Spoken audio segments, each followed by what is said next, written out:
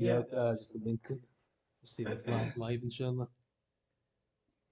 And then after that, just show me the thing that I just sent you. Here. Oh, join the share the live. Just share it with the two chat groups. These.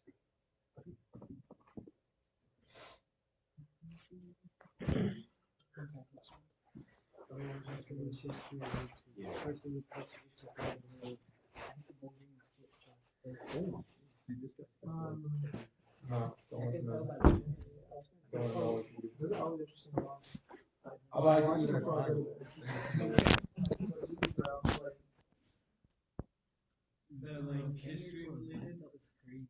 Yeah. I just like No, that's good because it's not like watered down. Make those. Yeah, you gotta look for it. Yeah. Well, I'll ask like later. Yeah. I think So I what's think. the historical Means question? like once you get the belt, actually means The something. kings that got sent from Saudi Arabia to rule over Iraq. So where That's a yeah. I don't know if they were Hashim. Hashemites, yeah. They had the Prophet's blood, sallallahu alaihi wasallam, in them. Yeah, sure. All right. بسم الله الرحمن الرحيم وصلى الله على محمد وآله الطيبين الطاهرين. اللهم صل على محمد وآل محمد. You shared the link, inshallah. I think. Yep. Thank you. Welcome everybody. We're going to continue from last week's discussion about anxiety because it was a special topic that someone requested, and then we went kind of through the stages of it. And today hopefully it's the final stage of an anxiety in terms of how to deal with it, at least from the narrations or at least from the Quranic point of view or from the Imams and the Prophet sallallahu alaihi wasallam. So yes, thank you, appreciate it, man. So we spoke the first time we spoke about anxiety. We talked about how there's anxiousness before the event and anxiousness after the event. Anxiousness before the event is called hem, and hem can be like good or bad. You can be concerned in a bad way or a too bad way about a test you didn't study for, and you keep procrastinating, you get paralyzed, and then eventually do an all nighter, and then you don't do as well as you wanted, right? That's bad and anxiety, right? That's hem. That's bad. There's good concern, right? Right now our brother is suffering in several parts of the world, especially Palestine. That's good and anxiety, right? That's good concern. You're concerned, or any human suffering, you're concerned about that. That's good concern to have, right? And then we talked about an anxiety afterwards, which is called jaza, and generally, um, at least Islamically, if you have severe anxiety or severe sadness and depression after an event has occurred, that is not recommended, or at least it's not good to have. You can be sad, but to have severe depression where and jaza is described as starting to wail and cry and completely kind of yeah. So Yeah. Rashi is. So what about Muharram? Okay, yes. So I didn't actually answer your question last week. No, I didn't answer that. I'm sorry. As I went back, I was like, oh man, I didn't answer the really good question they had. Yes. So as I'm talking right now, I remembered it, and thank you for reminding me again. So jaza, it's generally not recommended to behave where your intellect kind of goes away and just become almost like a animalistic kind of sadness, right? Pure emotional kind of being, right? I don't want to say animalistic, but that is part of what we are, I guess. The pure emotion, that is not recommended because you can see the sequelae of that, right? One, spiritually, right? It makes you at least look like you don't have faith in Allah or faith in God, right? You think that this is a catastrophe, and actually one of the hadiths that are mentioned is a jaza um, uh, makes the musibah bigger or augments the catastrophe, makes the catastrophe even bigger than it actually is. Whatever catastrophe it is, it makes it bigger than it is. So and then you're almost like complaining, to Allah, but not in a good way, right? You're almost saying like, why did this happen to me? Why shouldn't this happen to someone else? Instead of seeing the wisdoms behind things, instead of looking at lessons through it, instead of acknowledging that this life is not all about having a rest or having a good time. It really isn't, and that is a perspective that some people don't get to until ever. I don't know. Some people never get to that perspective of, or that discovery of the temporary nature of things in this life. So jaza is not recommended. However, there is a hadith that says, and I don't remember the exact words, but كل الجزاء مذموم إلا جزاء على الإمام حسين عليه السلام.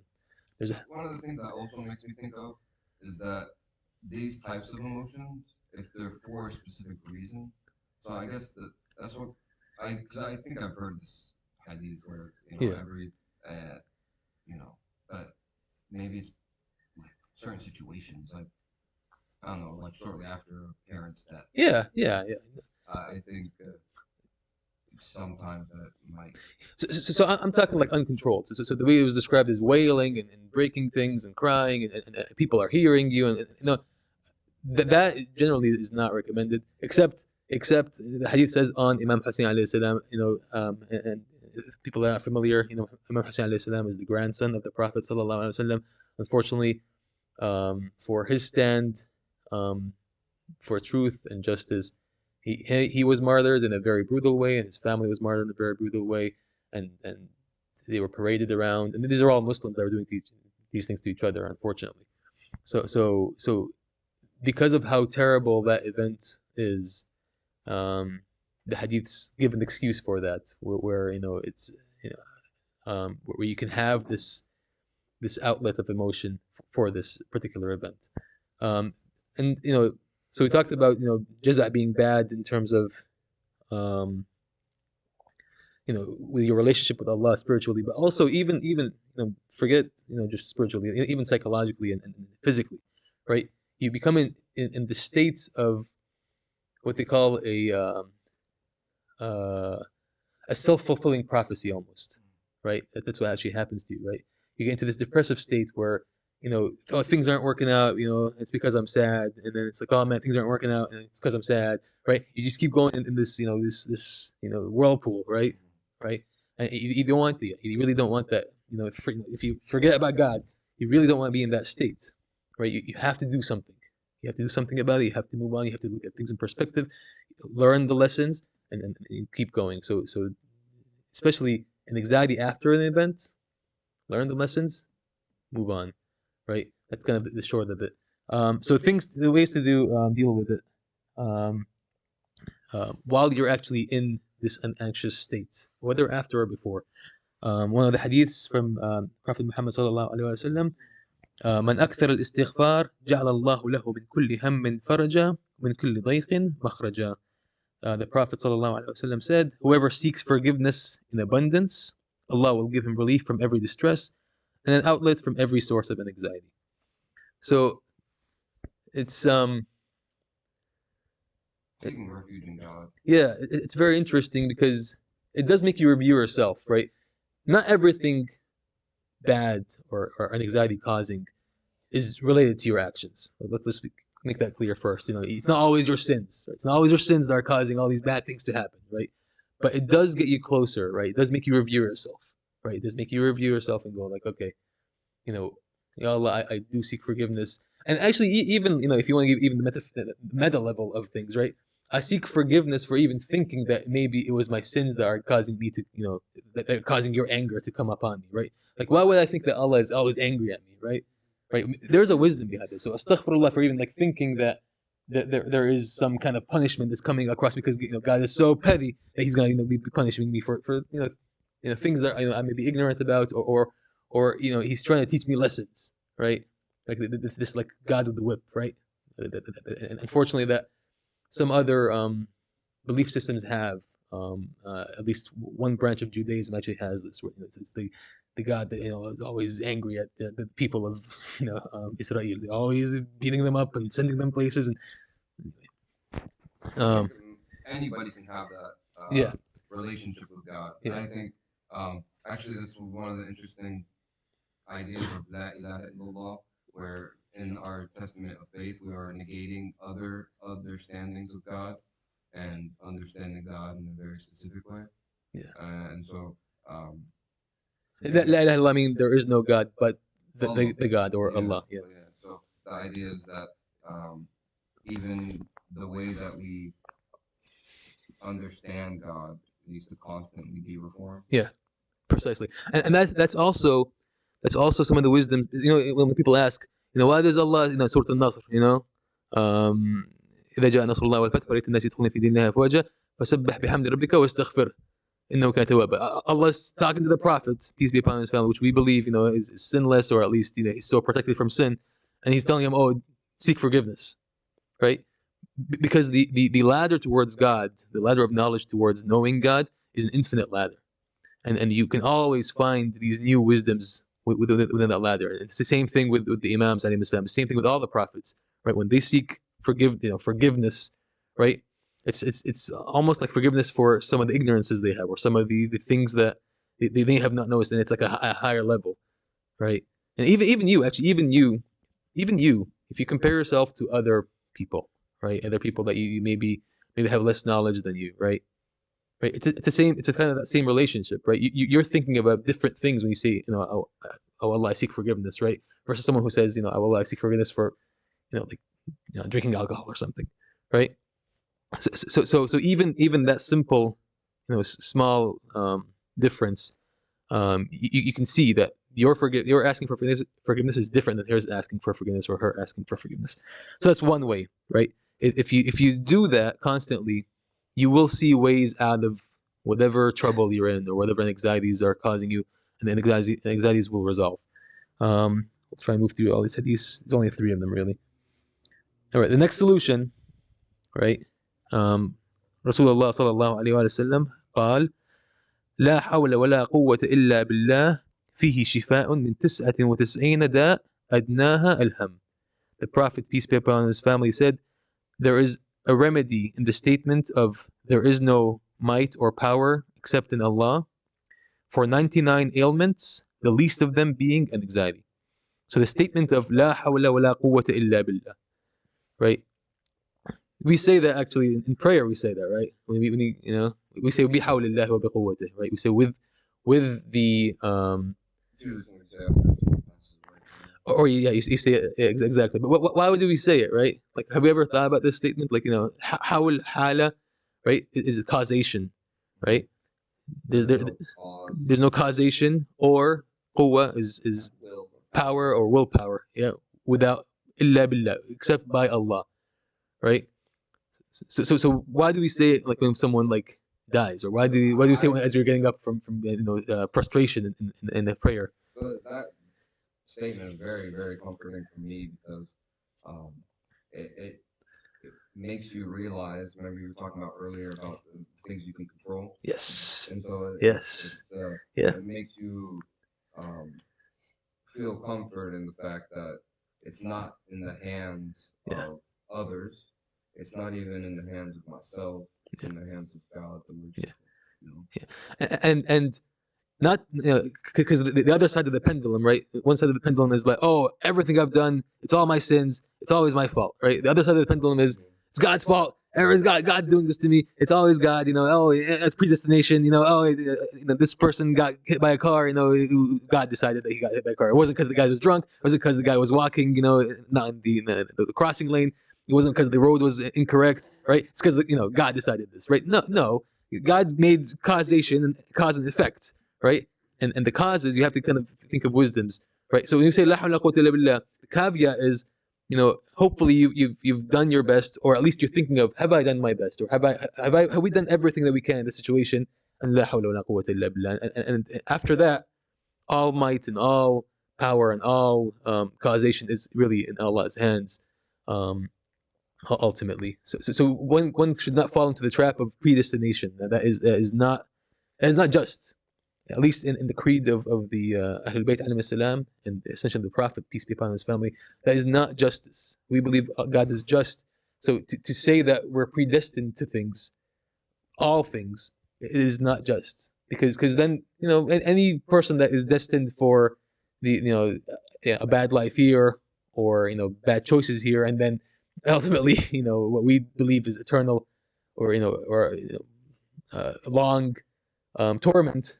You can complain to Allah, be like, hey, you said you made me this way, right? What's going on? Like how come you've made me this way? Right? It's not fair. Like, even for us as simple kind of beings of, like with simple ideals of fairness, we say that's not fair, right? Yes, sir. Sorry, I had a question. Yes. So in the Quran, I was reading. I know there's the idea of like the preserved tablet, where everything, the destiny of everything, has been written down. Is it in then some sense like we're predestined because our fates has already been? So the knowledge of things to happen is written down. The knowledge of things. Yes, yes. So this is the common question is, if God knows what's going to happen, why doesn't He stop it? If God knows what's going to happen, but it's knowledge is different than power, right? Or acting upon something, right? And it's always the simple example of the teacher and the students, the bad student and the good student. This guy's not studying. This guy is like half the time not showing up to class, and this guy's studying, right? We're comparing it to God's knowledge, which is infinite, right?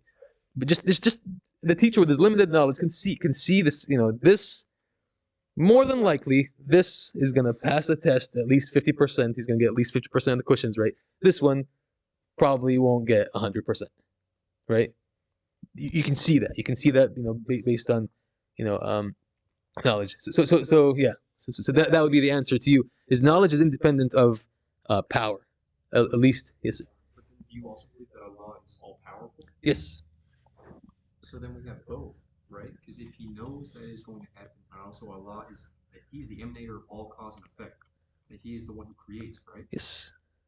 So, for instance, like, do you think you ultimately had a choice to be here tonight, or did Allah?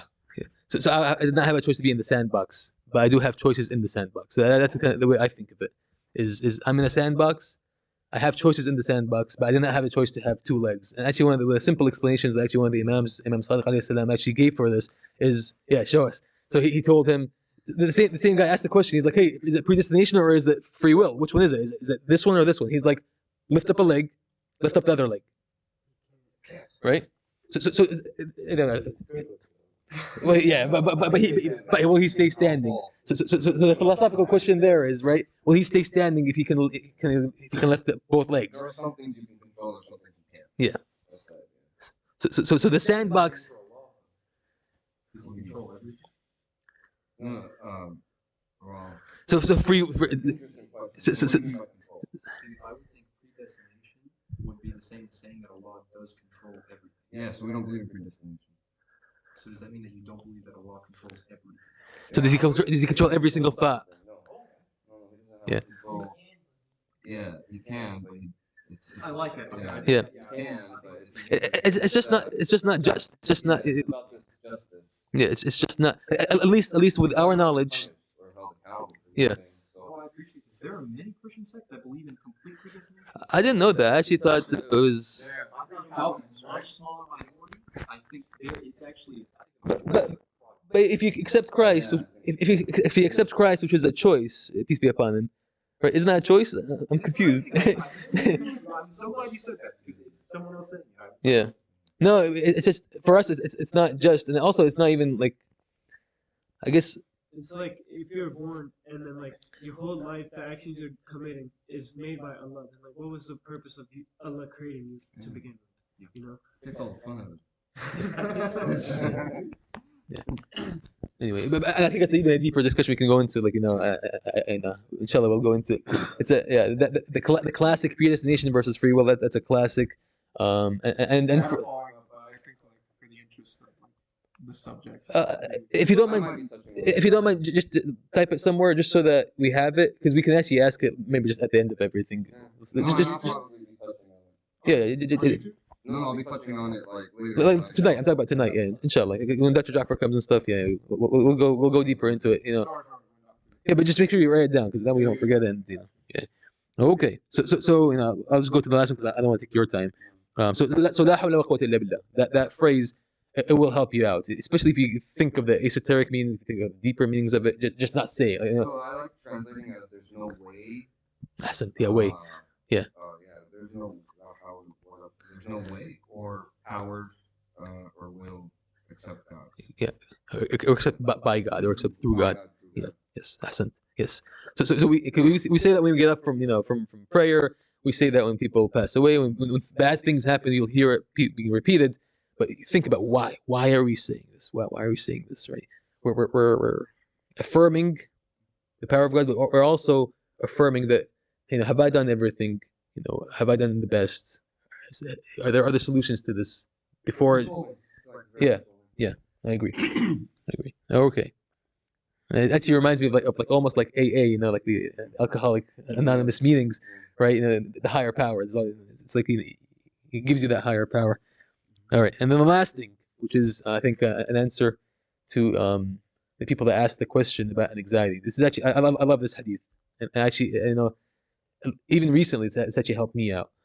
So Imam Ali alayhi salam, إذا خفت أمرا فقع فيه فإن شدة توقيه أشد من الوقوع فيه. All right, if you are afraid of some matter, of something, of some event, of some whatever it is that you're approaching, okay, dive straight into it, because the intensity of the fear of it is greater than what it actually is. Wow. Well, he had that psychological insight. Yes, yes. Like, Just jump in, man. when I heard the first part, I was like, oh, this could be pointing towards gambling. But then when you said the other part, Yeah. Yeah, So, it yeah. impact you a lot more. Yeah. Oh, Yeah. Yeah, I love this. And I actually like recently saw it like a month or two ago, and it really helped me at least recently in some of the things I'm facing. It's just like, related to like a lot of experiences. I think we've all had it, like stage fright or something. Yeah. When you go, like you're like, Yep. oh my god, I'm Yep. gonna go up, I'm gonna go up. Yep. Once you get there, like, oh, yeah, it wasn't that bad, and then you can just keep going, inshallah. And hopefully you guys can start, sitting here and then start talking. Hopefully, a lot of you, all of you. But yes. So just remember this. Just really remember this, and even psychologically, if you don't want to forget about religion, just psychologically, the fear of something is definitely greater than whatever it is, whatever it is. Especially if you're prepared. I think we talked about this actually last time. To get confidence in something, have preparedness. That would definitely release your anxiety, right? And anxiety is normal. It's okay to have that, but if you're gonna be paralyzed by not jumping into it, it's gonna be much worse, and the fear is much worse, spiritually and physically and psychologically than just jumping into it. And whatever the outcome is of that event, whatever the outcome that you get, it's gonna be a lesson. At the very least, it's gonna be a lesson of some sort that comes out of this event. If you want to look at a lesson in life, is the physical world, or a lesson in the spirit in the spiritual world, a lesson about your own self. It's going to be a lesson of some sort, right? And I think it highlights that we should not be afraid of experiences. Um, uh, you know, uh, some of them are there to teach us, inshallah. And that's the end of what I have. So anything else you guys want to talk about? We'll talk about inshallah more of the stuff you had in terms of questions. But that is my Imam Ali alayhi salam's advice to us, inshallah. Ahsantum. صلوا على محمد وعلى محمد. اللهم صل على محمد. Right. Take your spot. Yeah, please. Unfortunately, I broke this thing. Oh, So, I'll hold it. so you can clip it on. It's just you just clip it on and kind of hold this in the middle of. You see what I'm saying? Like I kind of made it work. Yeah, it works. Yeah. So just yeah, as long as you open it, yeah. There. I broke it because I stepped on it. It's okay. I'm so excited. So excited.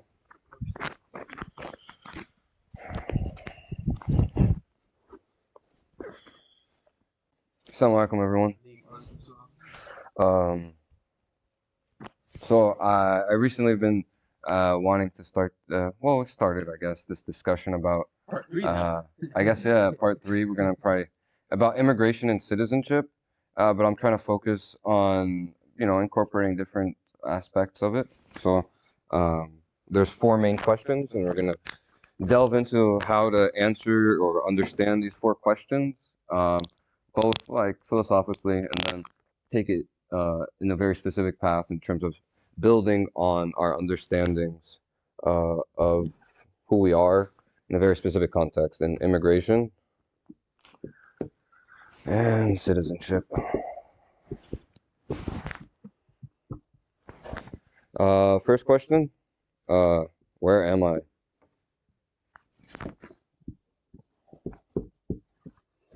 Second question, who am I?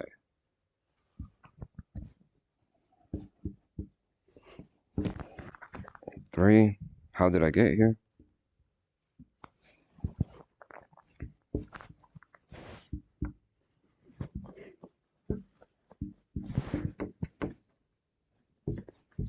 And last, where am I going?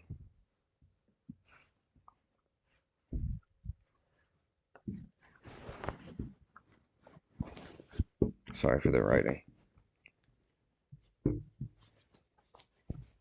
All right. In our first discussion, we kind of broke down order of priority. I think we all tried to figure out, like, if we were dropped in a forest randomly, because remember, in our first discussions back in the back, we were talking about the floating man. We were trying to philosophically understand who we are and what we are outside of time and space, right? Floating man. And that thought experiment allowed us to understand ourselves in a very specific way, mostly from first principles and building up on that from there. We're going to do a little bit of that for these questions, but we're going to put ourselves in a specific place and time this time. So we're going to put ourselves, so that's why this first question is, where am I, right? So we're going to put ourselves in a specific place. Place also has, when we were talking, we had time and space, so both of those are correlated. And then because those are physical things, and those then have so many other implications with it, right? It's going to expand outside there, okay? And the way that's going to expand is we're going to talk about it in immigration and citizenship, because the way that I would say that what happens in time and space is law, whereas outside of time and space would be those philosophical understandings. That's why the thought experiments. Yeah. So that's why the thought experiment is metaphysics. It's above physics. The idea is, but now we're coming down to physics. So we want to be in the physical space. All right. So where am I? Where are we? Come on, we're in, like, so you're giving me a city. We're in Florida. We got a state. Florida's not deep south. It depends on what part of Florida. Outside the cities. Remember we said time. What year is it? 2025. Yes, Hijra year. Remember we did this. 1447. 1447. I don't know. 1447. No, you have the I thing have on it your on my phone. phone. Oh, okay. That's the year. Yeah, so 14. So this is all relative, right? So one of the things you'll realize with a lot of these questions when we come into time and space, it's relative, right? There's a lot of contingent factors. There's a lot of contingent factors that are involved. And what do you mean by contingent? Contingent factors meaning the one before impacts the one that comes after, and the ones before impacts. There's a domino effect. So there's a contingency. Contingent. Yeah. What was the other word you gave? Dependency, but more precise. Yeah. So there's a contingency, right? Anything else where you guys think it's really important for where am I? Think about physical time and space. And you remember the context of immigration and citizenship. So like I want you guys to think pretty broad in terms of, we're in the United States of America. Like suburban? No, more of like legally. We're in the United States. We're not in France. Yeah, like we're in the exactly. So we're trying to think about immigration and citizenship. Oh yeah, okay. Jurisdictions. Yeah. So what were you gonna say? I'm sorry. I was like, purpose doesn't like, but then that's like a new question, like, why am I here type. Yeah. So where I'm gonna take it now is like, where am I in terms of how it's defined? Like, how do we define where we are legally? How it's defined. So we have something called a domicile. A domicile, legal term in terms of like, where are you currently living? You last 6 months, usually what it comes down to. If you want to file a lawsuit in a certain county, you got to wait 6 months for you to have a domicile in that area for you to do what you want legally. Yeah, it's a common law rule. It could be flexible, but like, let's say for example, if I want to file a divorce in Hillsborough County, I have to have been living in Hillsborough County for 6 months. Yeah, for the past 6 months. It is my residence. So there's a domicile. There's a citizenship. So the domicile combines location. Well, let's keep that location. Location with time. Domicile means location and time. Yes. Yeah. Time and space. Yeah. Yeah. So most of these restrictions, where am I, is gonna come down to time and space, and that's yeah. Sorry, so domicile, that's like the term that's used in all levels of the law, like federal, city. Yeah. Where's your domicile? Yep. It It's a doesn't legal matter term. like if it's like there's one term that's like only specific to like I don't know the county. County? No. Domicile is a general So this is term. like okay. Yeah. Domicile is a general term. So where am I? Your location is your domicile. All right. Any other questions about where? Yeah. It's not really regarding this, but like, say you move to live in Hillsborough for 2 months, so you have to wait 4 months to get divorced. Yeah. You can't file a divorce complaint. No, I didn't know that. Yeah. Yeah, I actually had a client with a similar issue. He had just moved to Florida. He was from New Jersey. He wanted to file a divorce. He didn't even change his driver's license yet. Uh, his name wasn't on the lease. Like, it's very hard to prove that he's living here. So residency, yeah. Yeah, driver's license is usually the easiest, and like car registration. Those are like two things that like firmly can define where you are. Okay. So where am I in terms of immigration, right? This kind of get to how did I get here, but I want to touch on who is allowed to be where I am, right? So where am I? Is everybody allowed to be here? Is there some types of restrictions? Dangerous people are not allowed. There are restrictions, right? So where am I is restricted to certain types of people. So there. We welcome ideological danger. That's okay. Yeah, I enjoy that. Because there is no Yeah, it's fun. physical. So there are restrictions that are involved, right? So where am I has to be defined, right?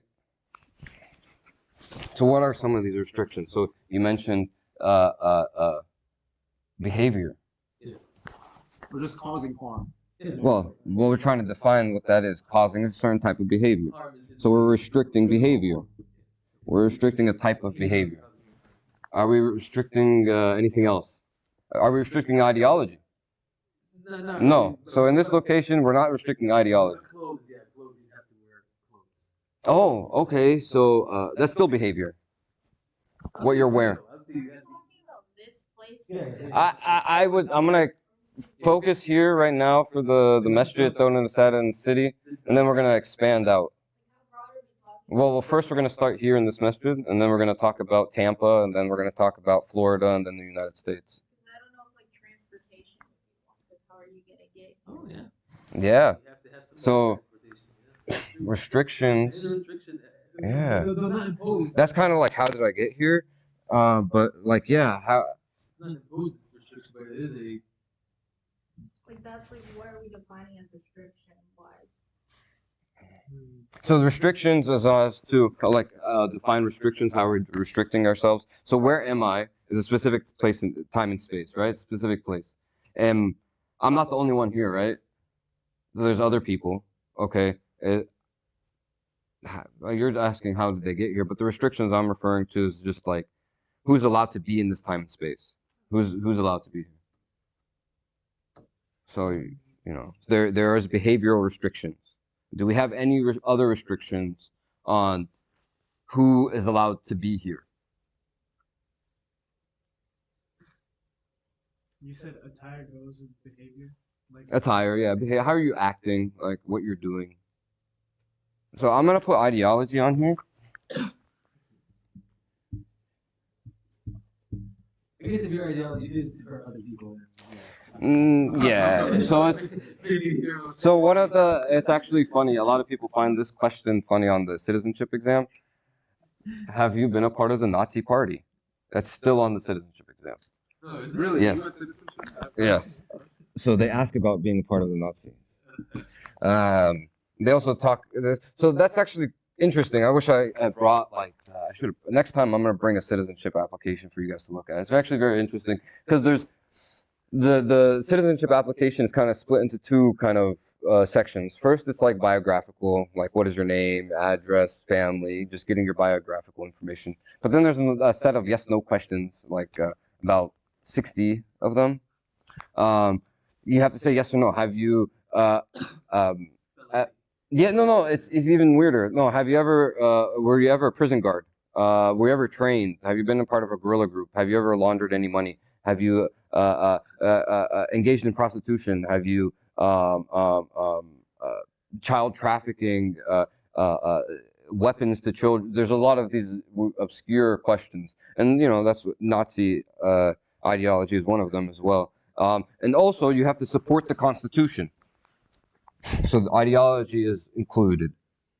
Support Constitution. Because you have to uphold it. You got to take an oath. You have to take an oath. There's the oath. Oath of allegiance. All right. What do you guys think of that? No, why are we just talking about No, this has been packed. So I can talk about other countries as well, but I think the most relevant is here in the United States. I mean, are we like now abstracting up to Now the we're US? like- Yeah. So we were talking about the ideology of the masjid. We said that restrictions at the masjid. I would say that we don't have any ideological restrictions. I would say that are Nazis allowed in the masjid? I would say as long as. What about are there certain ideologies we wouldn't accept? Would we allow a KKK member or are there certain red lines? Would we allow? Huh? Yeah, I guess if they're active. What about If they're like genuine. or Nawasib? Okay, so no ideological restriction. But so if they're not actively. Intentions, I would say. Yeah, if they're actively practicing, if they active. So we're not saying behavior, we're saying ideology. It's what you believe, not what you're doing. Okay, so yeah, ideology is fine, I guess. Yeah. As I'm trying to think, is there any ideological restrictions in Islam? I think it's part of the definition of Islam. Yeah, Like, There's there's an an active active political action. Intention? Like the need. Mm. Can I beat you right? Yeah. Yeah, I believe in. I saw this video of this guy. Yeah, behavior. He was Inactive he political didn't like action. Muslim so much, and he was planning on bombing the masjid. And then later, Yeah. he went to the masjid, he learned about it, and he became a Muslim. Mm. It's several stories. Actually. Yeah. So it's like the guy had a bad ideology. I think it's unique to was mosques. still I welcome. think that I would say actually most places of God, honestly, that they actually do allow Anybody, any ideology. because they're open because there are places of God and God accepts, all ideas or at least parts of the ideas. I have a big one I'm gonna put up here, guys. Oh yeah. What happens here? Oh Only certain people. Happy. So Mecca is the Islamic holy place, where the Kaaba is, right? There are restrictions in this city that don't apply to other cities. So, for example, the only people allowed to enter the city of Mecca are Muslims. Yes, and there's certain actions that you can't even kill. Well, I guess that's only you can't hunt in the city of Mecca. The mosque itself, you can't kill any animals. Yeah. So there's a lot of yeah, there are some restrictions. Mhm. Because you notice there's like a bunch of birds flying, grasshoppers jumping Mhm. around. You can't kill them. Wow. Yeah. You cannot.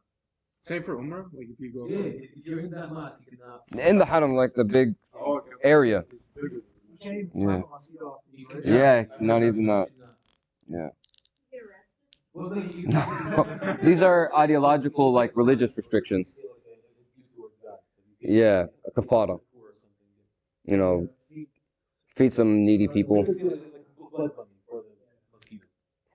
that suck my blood. Oh, actually, you know what I was saying? I found out today that mosquitoes have killed half of the humans that have ever lived. Yeah, malaria. Yeah, yeah. It's pretty crazy. So we also have financial restrictions as well, right? I mean, to enter Mecca, don't you have to pay like a huge? Well, it's more like no wait, is that like a tax to enter? No, But like, I guess iba people use it No, I'm talking. No, I mean like even back in the time of when you went on Hajj, did you have to pay a fee? No. You know, there's no like Hajj fee. Okay. But there's the already kind of like assumed fee of you have to get your donkey or camel or transportation. you have to get some kind of transportation. Transportation. We're talking about that. How did I get here? How did I get Water here? with you. Okay. Change clothes. I guess if you live in like a different city or outside like a different country, then financial things. So what we're finding out here is that there are restrictions that we create, legal restrictions that are not philosophic. They're not enshrined in some philosophical first principle. What I mean by that is that it's not necessary. These laws aren't necessary. They're contingent, and we create these. And what I want to now get into is on what basis do we decide some of these restrictions, and for what reasons?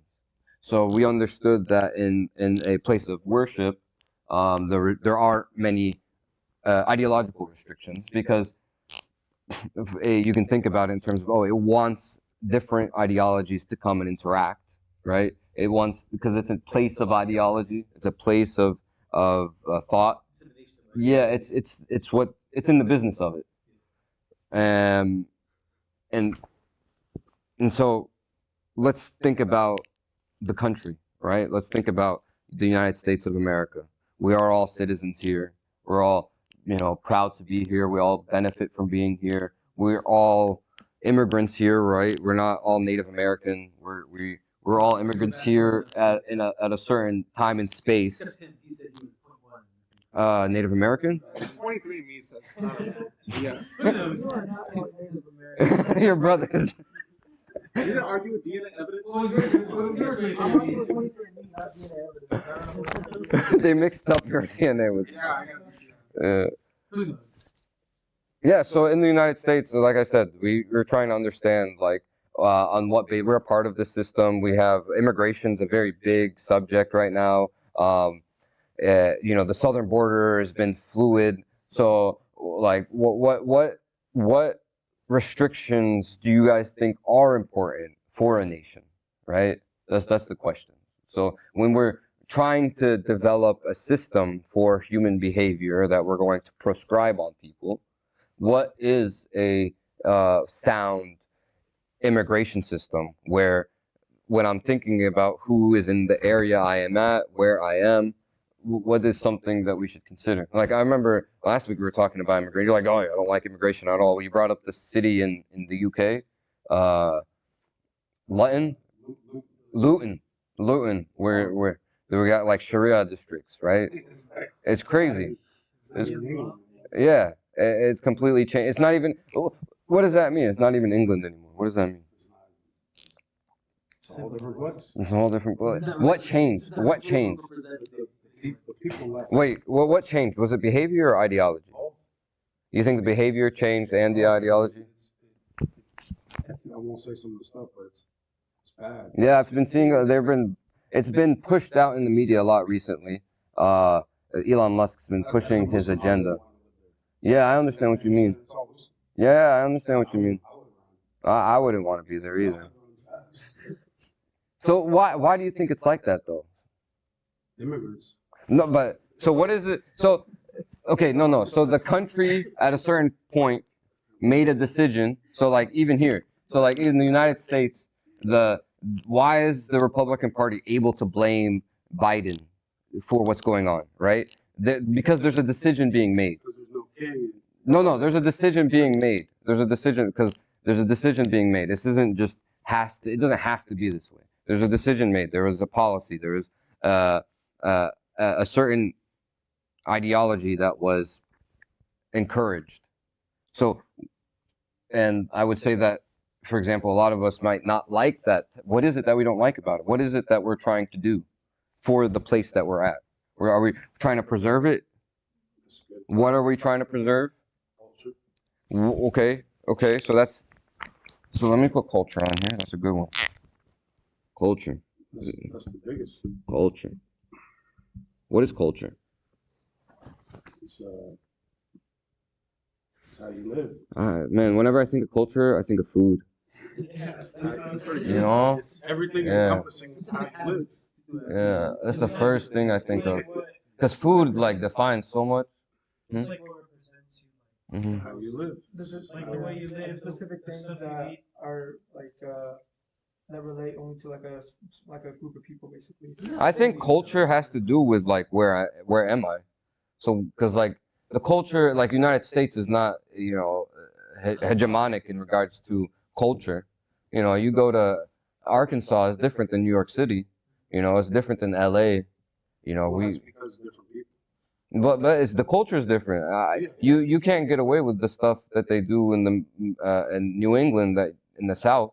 Like there's a remember currently in the United States there's an internal culture war, right? There's the culture war, right? So what is it about immigrants though that we're trying to change about the culture? So culture is fluid within a society itself. So what's immigration going to do to it, right? So yeah.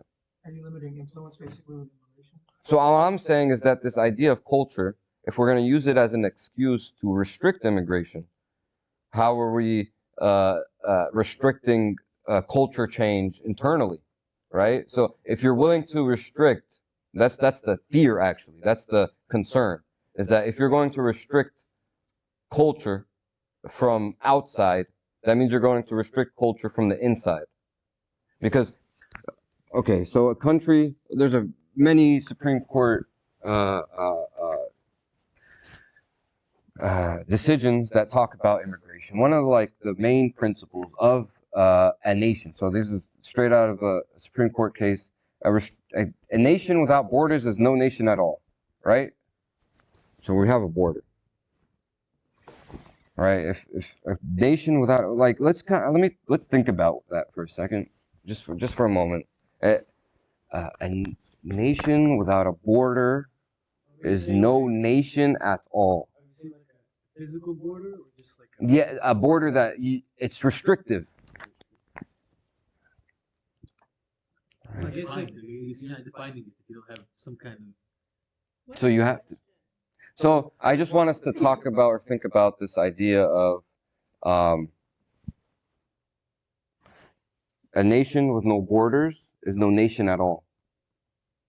So if we're using that as a principle, so this is in a Supreme Court decision, right? This is the law of the land. This is the law of the United States.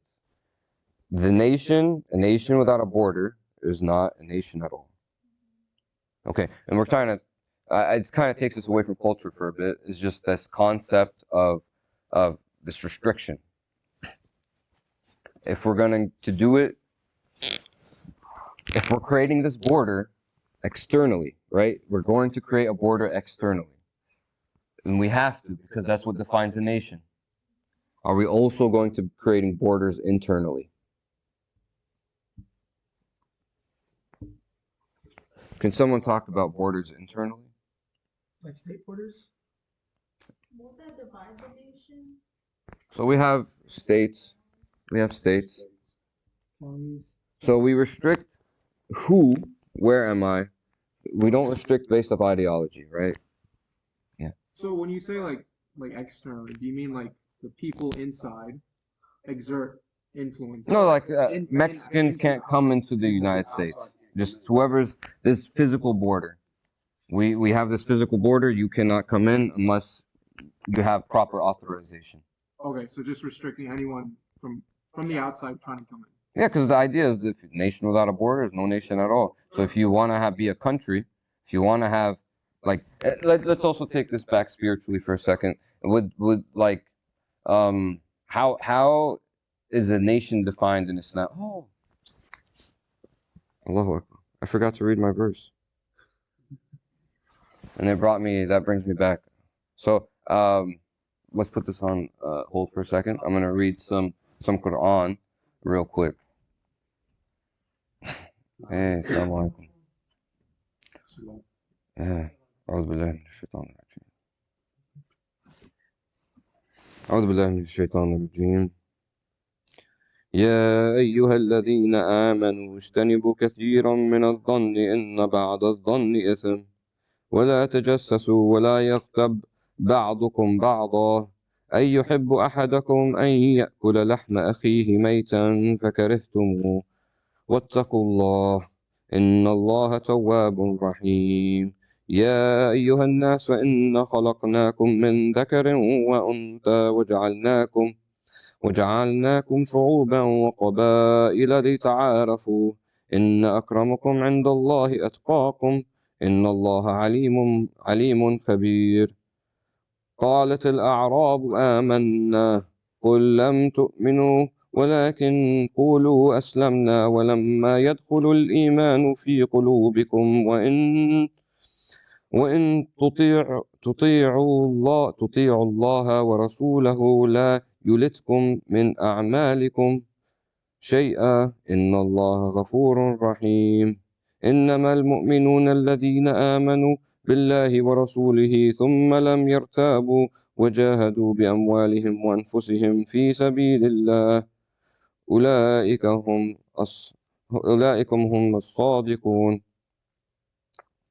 قل أتعلمون الله بدينكم والله يعلم ما في السماوات وما في الأرض والله بكل شيء عليم يمنوا عليك أن أسلموا قل لا تمنوا علي إسلامكم بل الله يمن عليكم أن هداكم للإيمان إن كنتم صادقين إن الله يعلم غيب السماوات والأرض والله بصير بما تعملون صدق الله العظيم. So this is the last few verses of Surah Al-Hujurat. I'm going to read the English translation right now. O believers, avoid many suspicions. Dhan is not necessarily suspicions, doubt or questioning people. O believers, avoid many suspicions, for indeed some suspicions are sinful. So when you are too suspicious of someone or doubt them too much. I think it's the good faith. Yes, you're not taking people in good faith. And do not spy nor backbite one another. Would any of you like to eat the flesh of their dead brother? So backbiting is connected to eating the flesh of, spiritually eating the flesh of their brother. You would despise that. And fear Allah, surely Allah is the acceptor of repentance, the most merciful. O humanity, indeed we created you from a male and a female, and made you into peoples and tribes. خلقناكم من شعوبا وقبائل. شعب, okay, so I'm going to break these down into specific, a little more detailed than what this guy did. شعوبا وقبائل. شعب is شعبة أبي طالب. شعبة. شعب is tribe. I would say شعبة is tribe. We created you tribes. And now is nations. We have tribes and nations.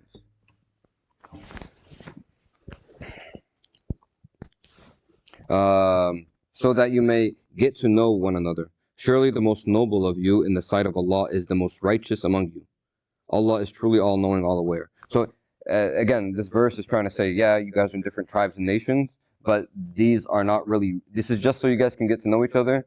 The real underlying factor is the righteousness, okay? So in the sight of the most noble of you in the sight of Allah is the most righteous among you. I just want to highlight one thing about this verse. It's interesting. This chapter, the collection of verses, most of it is actually Ya Ayyuhal Amanu. It's like, oh you who believe, oh you who believe, oh you who believe, oh you who believe.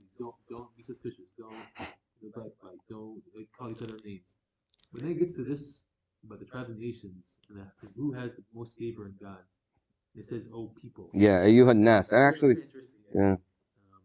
Because like we love to restrict people from having. Yeah, restrictions. We love restricting people from having. Yeah, but this verse is not restricted. And it's not even, it's interesting. It's not even, ya Bani Adam. It's not even like children of Adam, right? It's Nas, it's people. It's very open. Be careful who you try to decide who goes ahead and have. It's like jinns, you said? Well, jinn is a little different. I'm not sure who's included in this, but it's like people, or Nas is human. Yeah, I would say the people who have forgotten where they're from. Concern yourself with your own self. You know? Okay. For sure. And this is another very interesting verse. Like some of the in this verse, yeah, call it al-Arab. Arab are like the nomadic Arabs. They say to the Prophet, "We believe," and then God is telling the Prophet, "Tell them, O Prophet, you have not believed, but say we have submitted, for faith has not yet entered your hearts. But if you obey Allah and His Messenger wholeheartedly, He will not discount anything from the reward of your deeds. Allah is truly all-forgiving, most merciful." And it continues, "The true believers are only those who believe in Allah and His Messenger, never doubting, and strive." So this is the word jihad. Jihad is strive. So a lot of this term has been used ubiquitously with like violent terrorism, but most of the time in the Quran, it's meant with striving with your wealth and your psyche. Yeah. Okay. So right. I'm gonna أنفسكم. النفس is يا أيها النفس المطمئنة ارجعي إلى ربك راضية مرضية.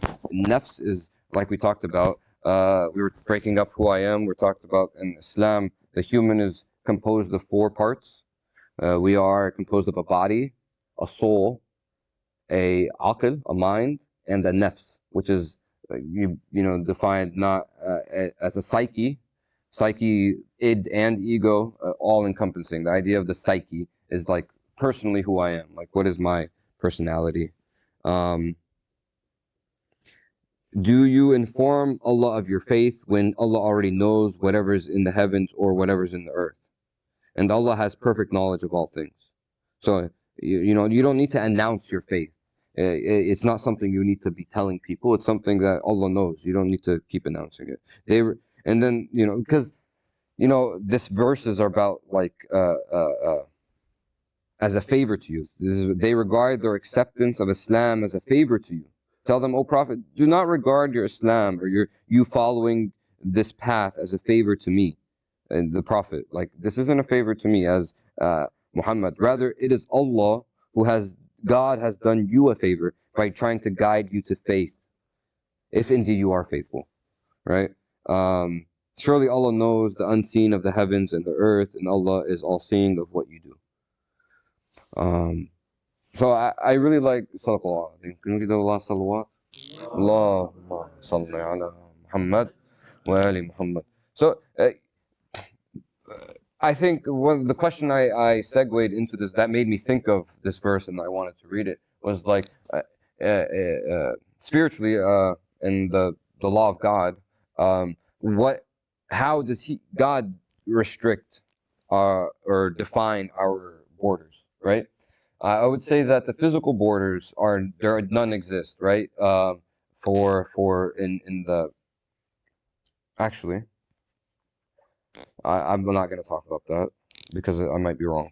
What I'm going to talk about is just the differences between people in terms of tribes and nations, that we do have different cultures, right? We have different cultures, and that we are meant to get to know each other and share these cultures and learn from each other's cultures. Different specific habits. Every culture has a specific habit of cooking food. And Habit of yeah, wearing clothes.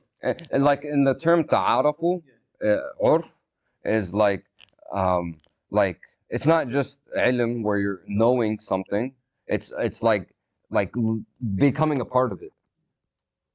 It's curious because Allah doesn't say, "Oh, it's all wrong." Oh, this Yeah. all wrong. Native Americans wearing, bison, whatever Yeah, it's yeah. wrong, or Arabs wearing camel, whatever it's Yeah. wrong. Allah saying, "Okay, you guys." Yeah, these guys get to might know not how wear bison. they wear clothes like this. They wear clothes like this. They eat this. They eat that. And go experience it. There's a lot of verses in the Quran. There's a verse in the Quran that I always love to tell my parents, like when I want to travel. Siru fil ard. Allah like encourages us to go travel the earth and look at the previous nations. That, yeah, the Quran, telling us to go and experience these different things because you will learn from them. And so, when we know all this and that it is good for us, it is good for us to experience different cultures and understand different cultures. when we are creating, again, we're going to go back to our question about immigration and citizenship. Um, when we are trying to define our nation, should we use culture as a defining factor? Like, one of the things that I will tell you that happened in the early 19th century, we had the Chinese Exclusion Act. So where we restricted Chinese nationals from coming into the United States. Recently, we had the Trump. It wasn't a Muslim ban. It wasn't a. He banned certain countries, certain nationals from certain countries from entering Syria, Yemen, Sudan. I think there were like a list of 7 countries that there was a restriction made.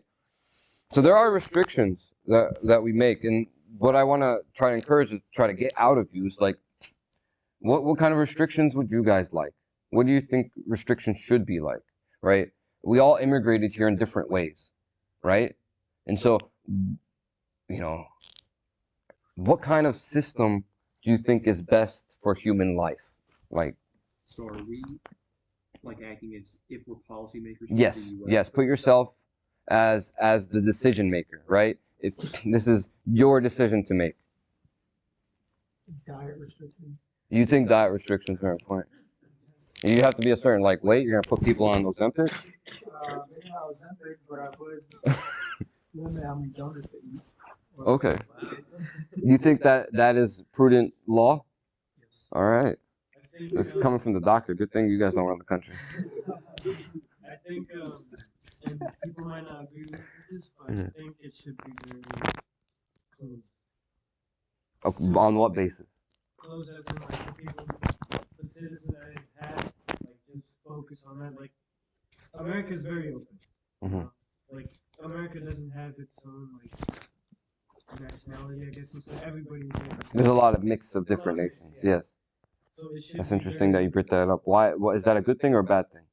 I think it narrows down like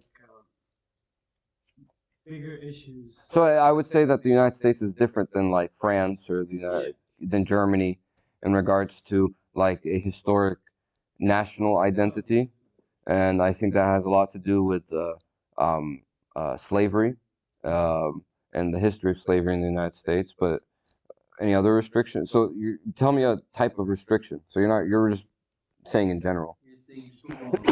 Financial. Financial. You got to be able to support yourself. Yeah, I like that one. Should be financial. So you don't want to be a burden on the system. If you don't have X amount, Can we make exceptions for people? not really. Well, what about, how do you guys feel about asylum? So one of the things about the southern border and what's going on there is that they're saying that these are people all filing for asylum, but they're like, oh, it's all fake. You know, so what do you guys think about asylum as something on the side? Like, so do you guys think it's a good thing to allow humans that are running away from war to be able to find refuge in your nation? It's interesting. One of my favorite classes in law school was a international law class, and in the first day of class, professor brings up the goddess, not. So this is the goddess of justice in ancient Egypt. The first international, no, not the first. I would say the latest, like in history, that we have of an international agreement between 2 different nations is between the Hittites and the Egyptians. And in this document, it talks about asylum seekers. It talks about people running from the nation, like fugitives. It discusses all these things in terms of how to deal with it. So these are questions that we've like dealt with as humans and as, you know, bodies of nations for a long time. This is like ancient Egypt. We're talking about like 5,000 years ago. They were invoking the goddess of justice as a means or a reason for having these laws. So they justified Allowing these. So I'm talking, I don't remember exactly what it was, but they mentioned asylum seekers, fugitives. And so I'm talking about this like international relationship between 2 different nations.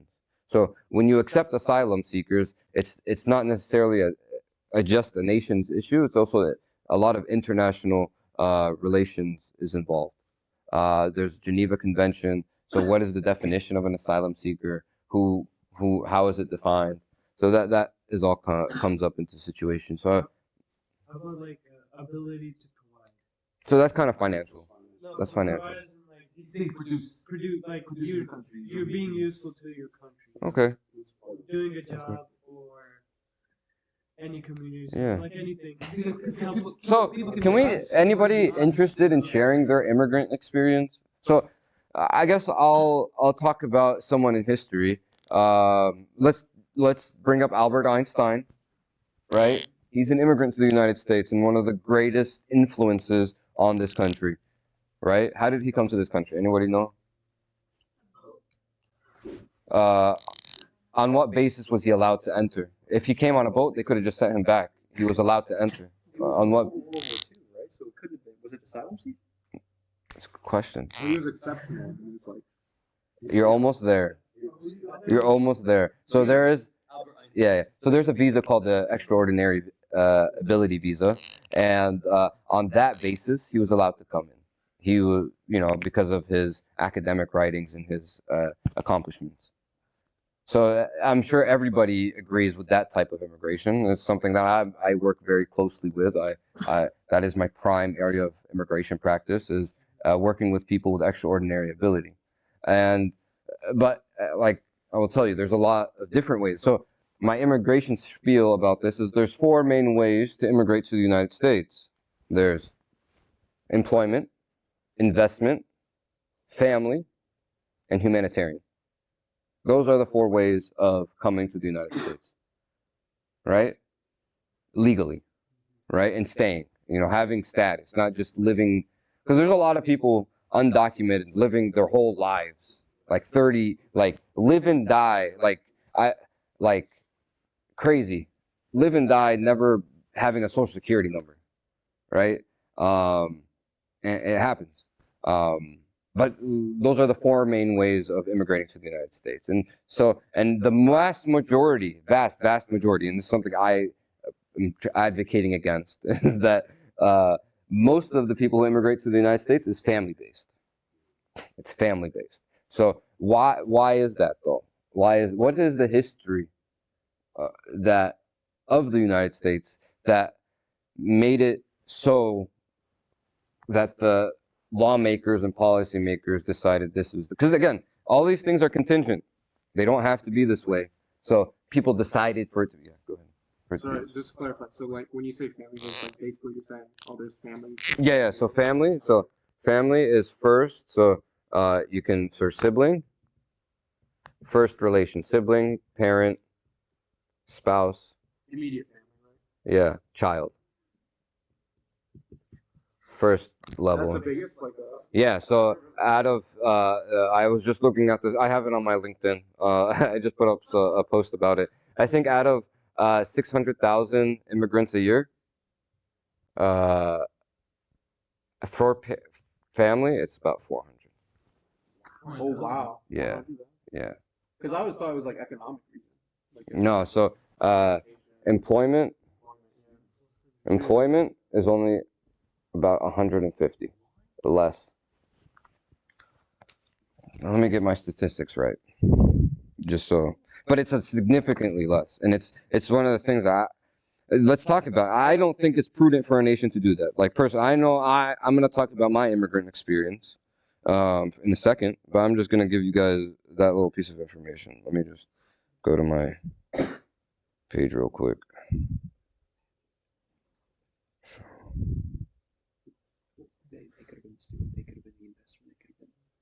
Yeah, I can break down each one in a second.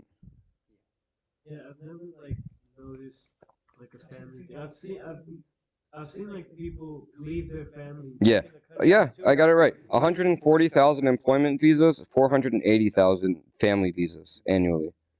How many employment? 140,000. Is that because it's easier to come as a family? So, but why is it easier? So I've actually in my LLM, I wrote an article about.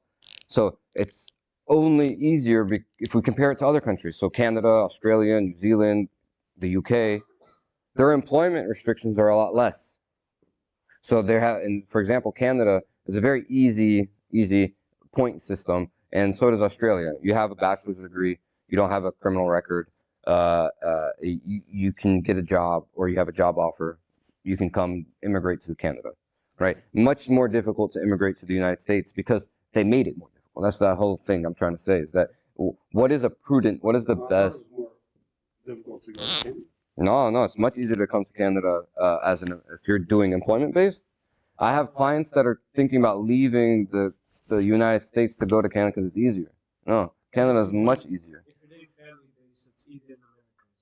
So I'm saying is that majority of people come to the United States through family.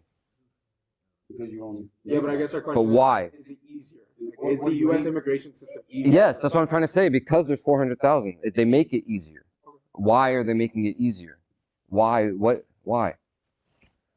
Why? Do you think it's a good reason? Do you guys think it's a good reason? Do you think family is a good reason? Yeah.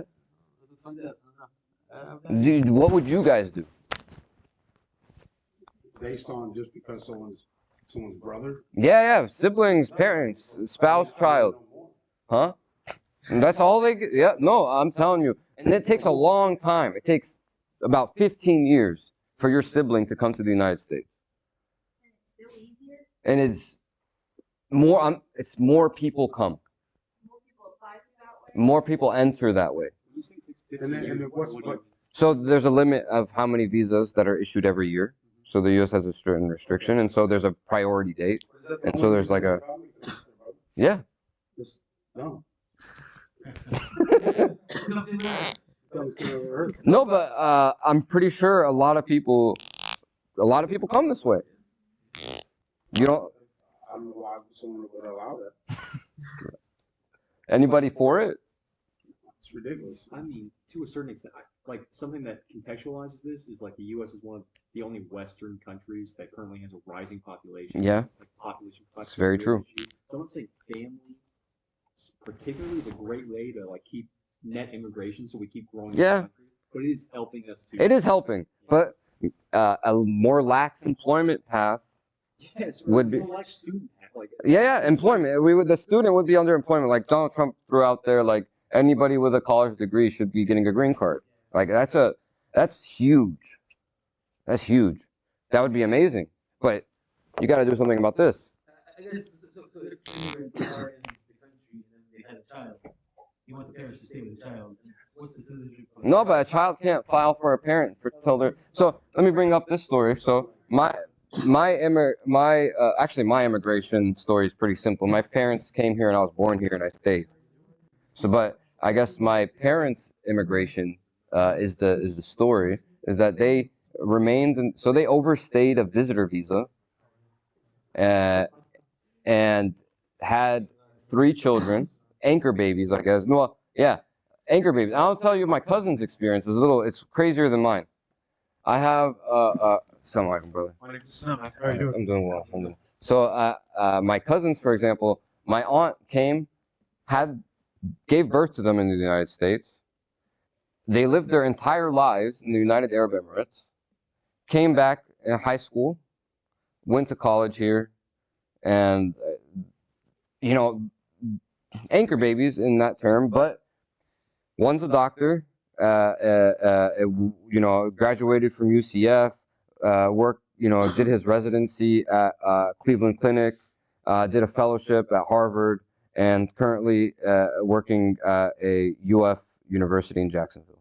And the other one works as an engineer at Turner Engineering, one of the largest engineering firms in the country. The other 2 are in dental school. So that they're all immigrants, they're all working here, and one of the things that I could tell you is that if it wasn't for a lot of these immigrants, one of the things, so Vivek Ramaswamy is an immigrant, Elon Musk is an immigrant, so many people, Donald Trump's wife's an immigrant, Donald Trump's great-grandfather's an immigrant, so immigrants contribute a lot to this country, no matter which way they come. So I'll I would say most of the people that I pointed out, you did come here through the employment route. But immigrants do contribute to this country. So I guess as I end here, what I'm trying to get to is that we got to deeply think about these things because we all vote. We all have, we can all email our Congress people and our senators, and these things are contingent. They don't have to be this way, and we have an impact on them. Is there wisdom behind the What do you mean by what's the policy decision? It's family that they prioritize. There's a policy in the United States to prioritize family unity. That is it is a priority. It is a priority. That is a priority. So they can't have family unity without them. Like they have to be citizens for that to be united. I mean, I guess that's the logic. Bringing families together. The high idea is that they have to be citizens, or else they won't be together because it's harder for them. they're allowed to immigrate. That's the option for immigration goes to family first. For the reason for this too was like, so wasn't like so America was like founded by immigrants basically, right? So Conquerors. by what? Conquerors. Yeah. That's one of the things we also talked about is like the doctrine of discovery and the doctrine of conquest. But so whoever made these laws made it also easy for themselves. Yeah, they wanted to bring their family. Yeah, so That's the more nefarious answer is that the policymakers wanted to bring their family members here, and so they wanted to make it easier for their family and heritage. So this country is, for the first, and if we're talking about immigration nationalization was restricted to whites and the descendants of slaves up until, the early, in the 1950s, right? So the most recent INA in the 1950s is what changed it. So it became very difficult for like an Arab to nationalize. You can get a permanent residency. So permanent residency isn't different than nationalization, becoming a citizenship. Permanent residency is like you can live here for the rest of your life, but you're not a citizen. This is what I'm asking: is why can't families, one citizen and just a bunch of permanent residents? Why was that not? So citizenship means you're a part of the society. You can't vote if you're a permanent resident. So it's about that. Are you a part of the nation? Are you a part of? So you can live amongst us. They thought there was a benefit for because they want certain. more votes, basically. So that's the idea. So that's so citizenship comes down to what does it mean to be a citizen, right? So if you're coming down like citizenship is the only benefit of citizenship is engaging in the civic process and getting certain votes. Everyone pays taxes, so it's not monetary, I don't think. Right? No, well, you can avoid taxes. I don't know, but yeah, not everybody pays as much taxes. No, but also like you're gonna pay more taxes. They pay taxes. So it's like jury duty, voting, So their policy was that this serving certain jobs. Certain jobs. Okay, so maybe that's what it is. Certain jobs. Certain jobs. It's there was a law in Texas against non-citizens being in the police and teaching, and that was upheld. All of Texas? Yeah, that was upheld. So that wasn't a that is a national. It's a nation-based restriction, but that was upheld because it was like, oh, this is a central. Yeah. So there are and certain like defense contracts or working with certain who's invested in this country. You're a citizen. But that's the assumption. So the first assumption is that when you make someone a citizen, they're going to benefit the country somehow. Yeah. Second thing is that you think they're going to be invested in. Yeah. That's the assumption. And I think that is a good assumption. That is the assumption you should be making if humans act prudently. Yes. So, yeah, where am I? That was the question for today. Next week we'll get into who am I. I hope you guys thinking about this immigration and citizenship thing, and I enjoy talking about it. Please, let's recite Surah Al-Asr. بسم الله الرحمن الرحيم والعصر إن الإنسان لفي خسر إلا الذين آمنوا وعملوا الصالحات وتواصوا بالحق وتواصوا بالصبر. By time, the humanity is at loss, except those who believe and وتواصوا بالحق وتواصوا بالصبر. do good deeds, and come together for truthfulness and righteousness and patience.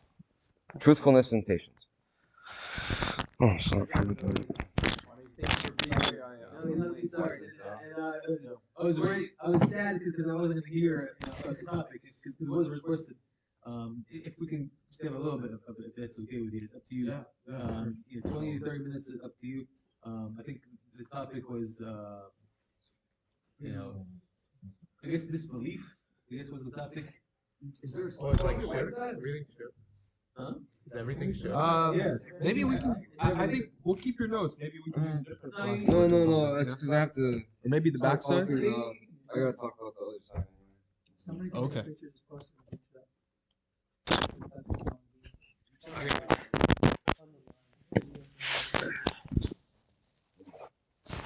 So not shirk. Not shirk. I said disbelief. So kufr it's a different word. I think shirk was in the. Oh.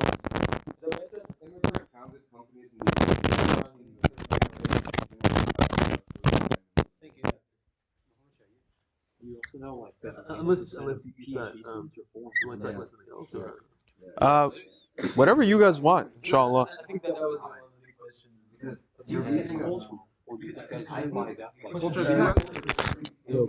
Prayer, I guess. The question was like, the one who doesn't pray becomes a kafir, right? So but I think there's a deeper meaning than just jurisprudential kufr versus esoteric kufr. So like, Okay, sure. Yeah. like the first Irish that came here, they're running away from famine, trying to come. The Protestants were running away from religious persecution. Able to wear that. How close are we? Able to wear this mic.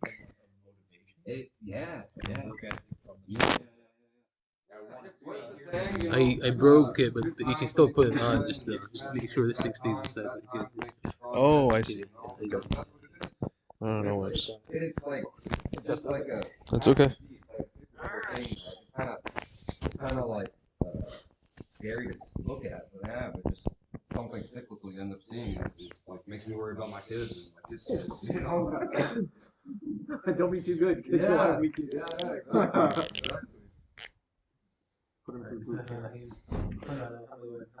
اللهم صل على محمد وآل The محمد. origin of this question, I guess, or this topic was someone asked or heard online or something. You probably have heard these hadiths, there's several of them that if the one who doesn't pray is a kafir, or if you don't maintain your daily prayers, you have committed kufr or disbelief. Right? So that's the question. Have you left the fold of Islam? Are you a disbeliever? Right? If you don't pray, if you just miss one prayer, if you miss all the prayers, if it's because you don't care about prayers. And actually, there's other hadiths as well that talk about disbelief regarding other traits. One of them being, being kind of too proud of yourself is a form of disbelief, or at least shirk, or at least polytheism. Thinking of yourself as like when you do an action, you try to do it for others, or you try to do it just because you like what you look like doing it. Right? That's part of polytheism or part of disbelief. So there are several things. We can even go deeper into is everything disbelief? All right. Everything. Is everyone a disbeliever? Right? What is belief? Yeah. What is belief? And then is there something? Because I think some people get a little sensitive about like, are you calling me a kafir? Am I out of Islam? Right. So I think that's the question that gets asked is, if I don't pray, am I out of Islam? Right. So I think that's the main question we're trying to answer here, and then we can go deeper into things. Okay. Yeah. Inshallah. I mean, it's an interesting question. I think whenever you're trying to approach something, the most important thing is to have a definition of it, right? Because your definition makes your worldview. If you don't have a shared definition, a common definition, then you won't really be able to talk about the concept at all. And in fact, it'll lead to misunderstandings down the road. You'll talk to somebody else and they'll say, oh, this is my definition of kufr. What's your definition? It's completely different. You're both calling each other kafir, but you don't have the same definition in mind. You know, that's the problem, right? So most important thing is to have a consistent definition, a definition that makes sense and that we can use as kind of a branch point. So first thing that I want to ask, the word kufr, we'll just write it in English here, kufr, right? From this word we get kafir, right? Infidel. So kafir is often rendered in English as infidel, right? Okay, you'll see that, and some people they'll say, I remember I see some of these. I used to see this car at TGH. I don't know. Did you ever see this car? It's like a big Jeep, and he has a bumper sticker where it says kafir. Some, I think, white extremist guy, you know, like, yeah. Yeah, you know, but I thought that was so there's some people who are like who take pride in calling themselves kafir, you know. But okay, all right. It's like an ironic. Yeah, you know, okay, so we define kafir as infidel. So let me ask you guys to just keep it interactive. What does kufr mean to you guys, or how do you understand that word? Digging. Digging. Okay. What do you mean by that? To pick up dirt and, you know, like, it makes me think of a falah, farmer. Okay. Yeah. Someone tills the soil. Mm-hmm. Yeah. Yeah, that's actually, so I think you made a very good point there. So that's the original meaning of the word, right?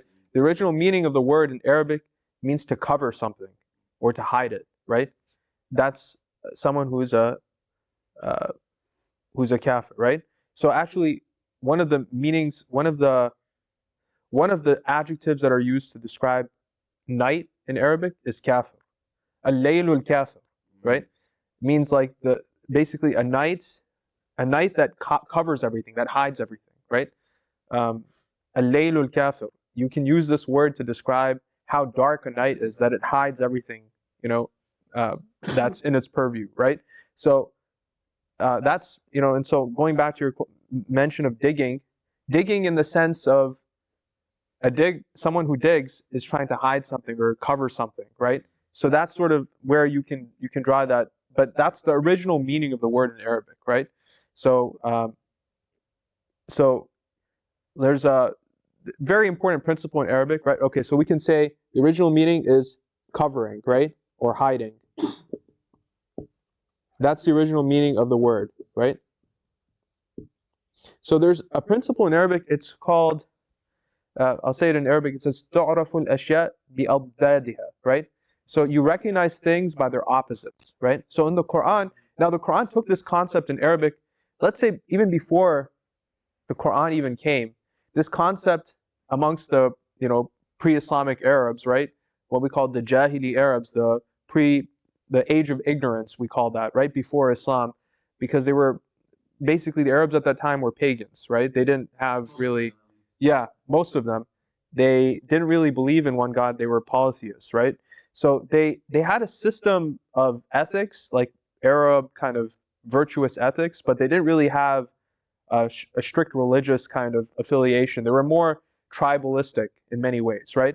But this concept existed amongst the Arabs of that time of hiding something, right? Or if somebody, at that time they had this concept, they understood the word kafir as someone who is ungrateful, right? Someone who you do something nice for them and they try to cover up that niceness. They try to hide that goodness that you did for them. It's a type of ingratitude. Someone who's a kafir is someone who's ungrateful, right? So when the Quran came, you know, the Arabs already had this understanding of the word kufr, right? So in the Quran, you'll see kufr is also often put as an opposite to what word? Do you guys know? Those who know Arabic? Shukr, right? Right? So shukr in Arabic means, like you say, shukran, right? Shukran means thank you, right? Shukran means thank you. Shukr is gratitude, right? So shukr, yeah, shukr is the opposite, right? So so we can say kufr versus shukr, right? So kufr means to cover, to hide something. Shukr is to make something apparent, to make it known, right? Shukr has this meaning, to So it's gratitude in the sense that you acknowledge the doer of good, right? You acknowledge the person. So this gives you a new dimension to even understand when you say shukran lillah. What are you saying? You're actually recognizing and making it apparent that Allah is the source of all goodness, that Allah is the source of the blessing, the ni'mah that you have, right? So that's the word shukr. It gives you a new appreciation of that word, right? You understand now that the word shukr is not just like, oh yeah, thank you, Allah. It means making it clear and apparent that Allah is the source of the goodness that you have, right? So kufr is the opposite of shukr, right? But now the Quran, so this was already the understanding amongst the Arabs of that time. The pre-Jahili, or the pre-Islamic, the Jahili understanding, right? Before the Quran even came, of how the Arabs understood the word kufr. Now, what's the other, you guys alluded to it, what's the other example in the Quran? What does the Quran put kufr in opposite to? Iman, right? So this was a new concept for the Arabs. They didn't actually have this concept before. Before Islam came, kufr was never put in the opposition or opposite to iman. This was a completely new conception for the Arabs, right? So we say versus, we can say, I just want to, versus iman, right? Okay, so, all right. So already we said kufr means covering or hiding, right? Now remember I said تُعْرَفُ الْأَشْيَاء بِأَضْدَادِهَا, right? So things are recognized by their opposites. So we said iman, what's iman? Faith, right? We can say faith. What does the actual word iman mean? Do you guys know? From trust? Yes. Okay, it comes from the word amina. Amina is the root. Amina means to be safe, to be secure, right? So iman is from amana. Amana is basically the special word, the special form from which this word comes. In Arabic it's called af'ala. Af'ala, this specific form, it's a causative form, right? So it means to make something safe, right? So you take something, initially it means to be safe, to be secure, amina, right? Now you're taking it to mean amana, it means to make something safe, right? So what it literally means in Arabic is to make yourself safe, to make yourself tranquil, right? To basically have trust, have confidence, right? In a belief, in an idea, right? In a creed. That's iman, right? So iman is that by which you make yourself safe, you can say in many ways, right? It's you make yourself confident, you make yourself secure, right? So kufr in that sense is the opposite, right? So what is kufr then? If I told you what iman is, now tell me what kufr is. If you put it in opposition to this word iman, how do you understand kufr then? Lack of safety. Lack of safety, yeah. Unsafe.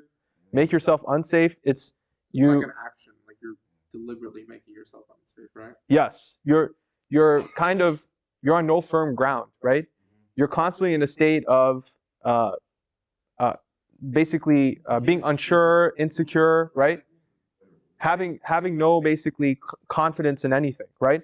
That's kufr. You see kufr epistemologically, right? There's actually a very significant point to be made here, right? So someone who is a mu'min, right? We say the word mu'min, right? Mu'min, it comes from this word iman, right? Mu'min is somebody who has belief, right? But belief in this sense that you become confident and you become secure and you actually have a firm epistemology, right? You have a firm, you're tranquil within yourself because you have a firm belief, you have confidence, right? So this is actually a really important point. Some people, I've seen this point, they say faith is blind. Have you guys heard this? People say blind faith. So they translate iman as faith, right? So this is a huge problem in English, right? So people, they say faith is something blind. You have to believe, a leap of faith, right? But that's not in Arabic, in the Quranic understanding, the Islamic epistemology, that's not how we look at faith. That's not how we look at, when we translate the word iman, that's not a correct translation to call it faith in the English sense of the word.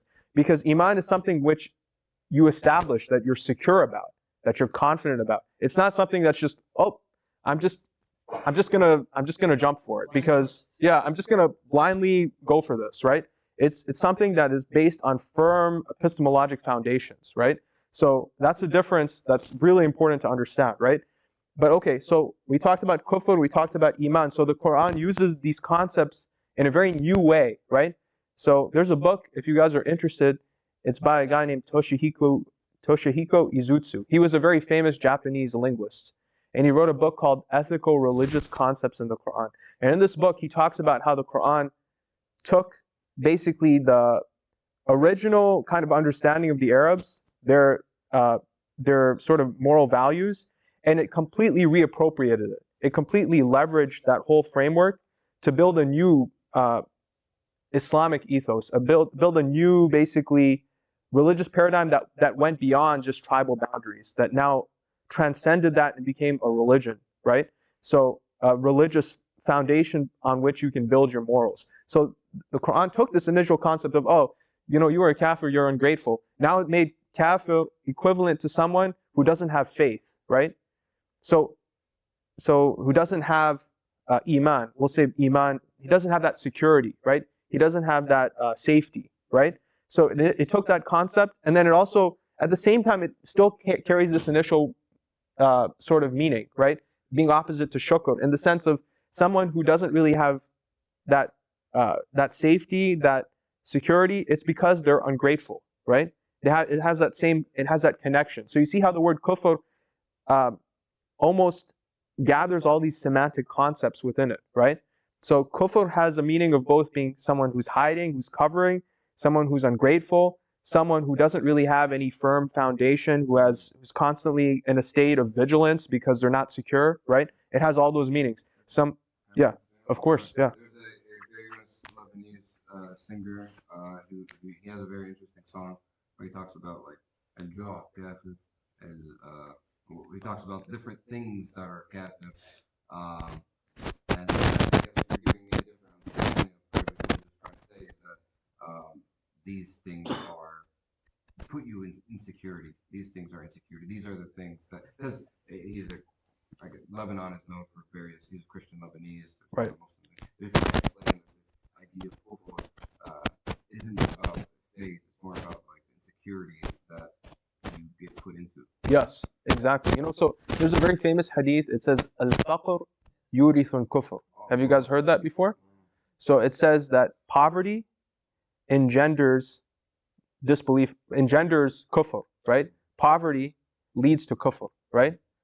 So this gives you a new understanding, right? Because we said kufr is the opposite of faith, which is to be firm, to be established, right?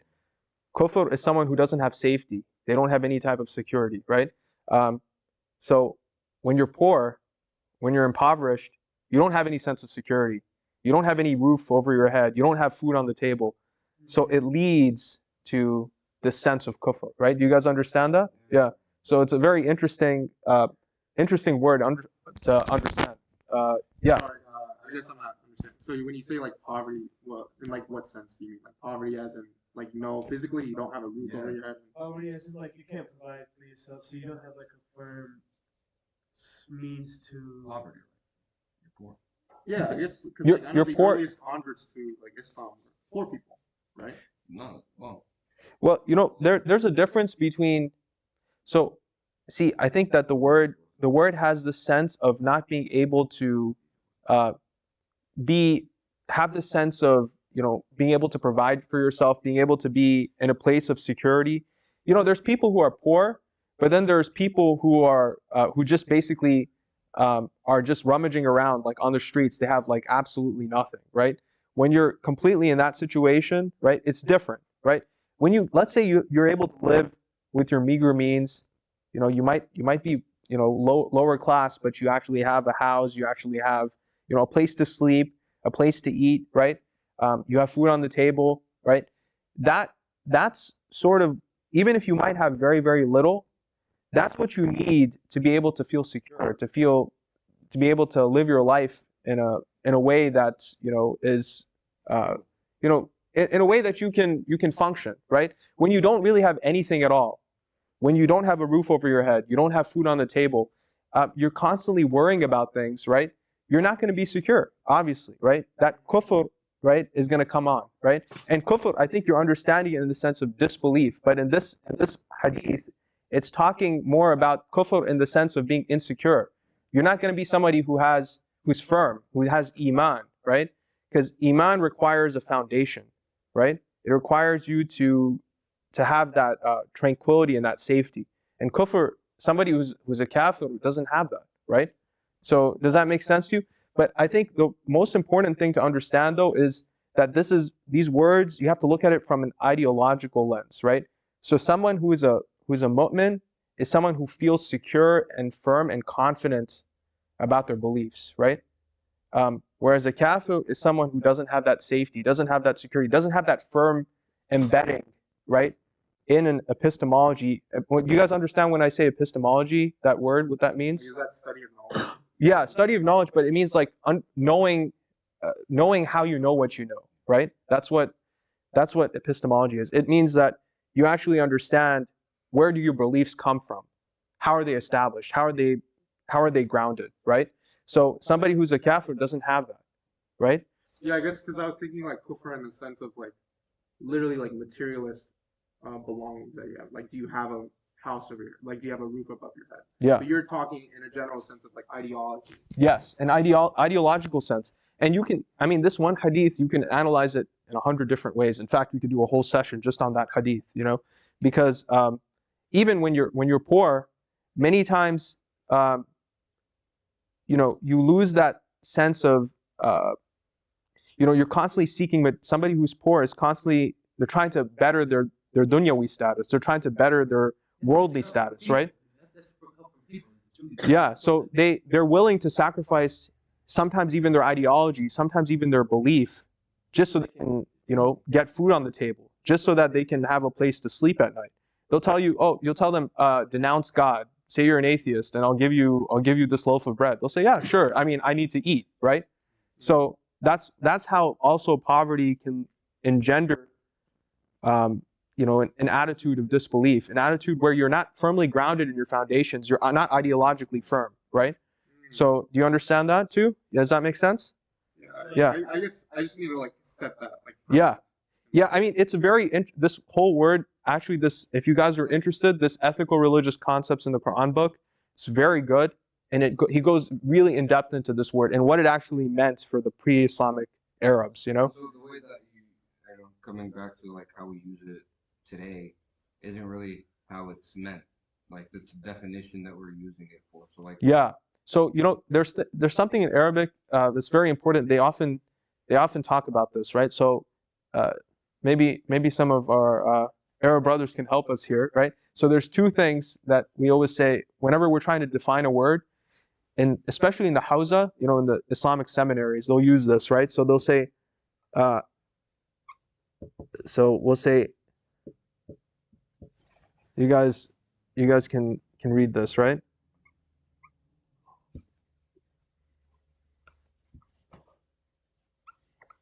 Okay.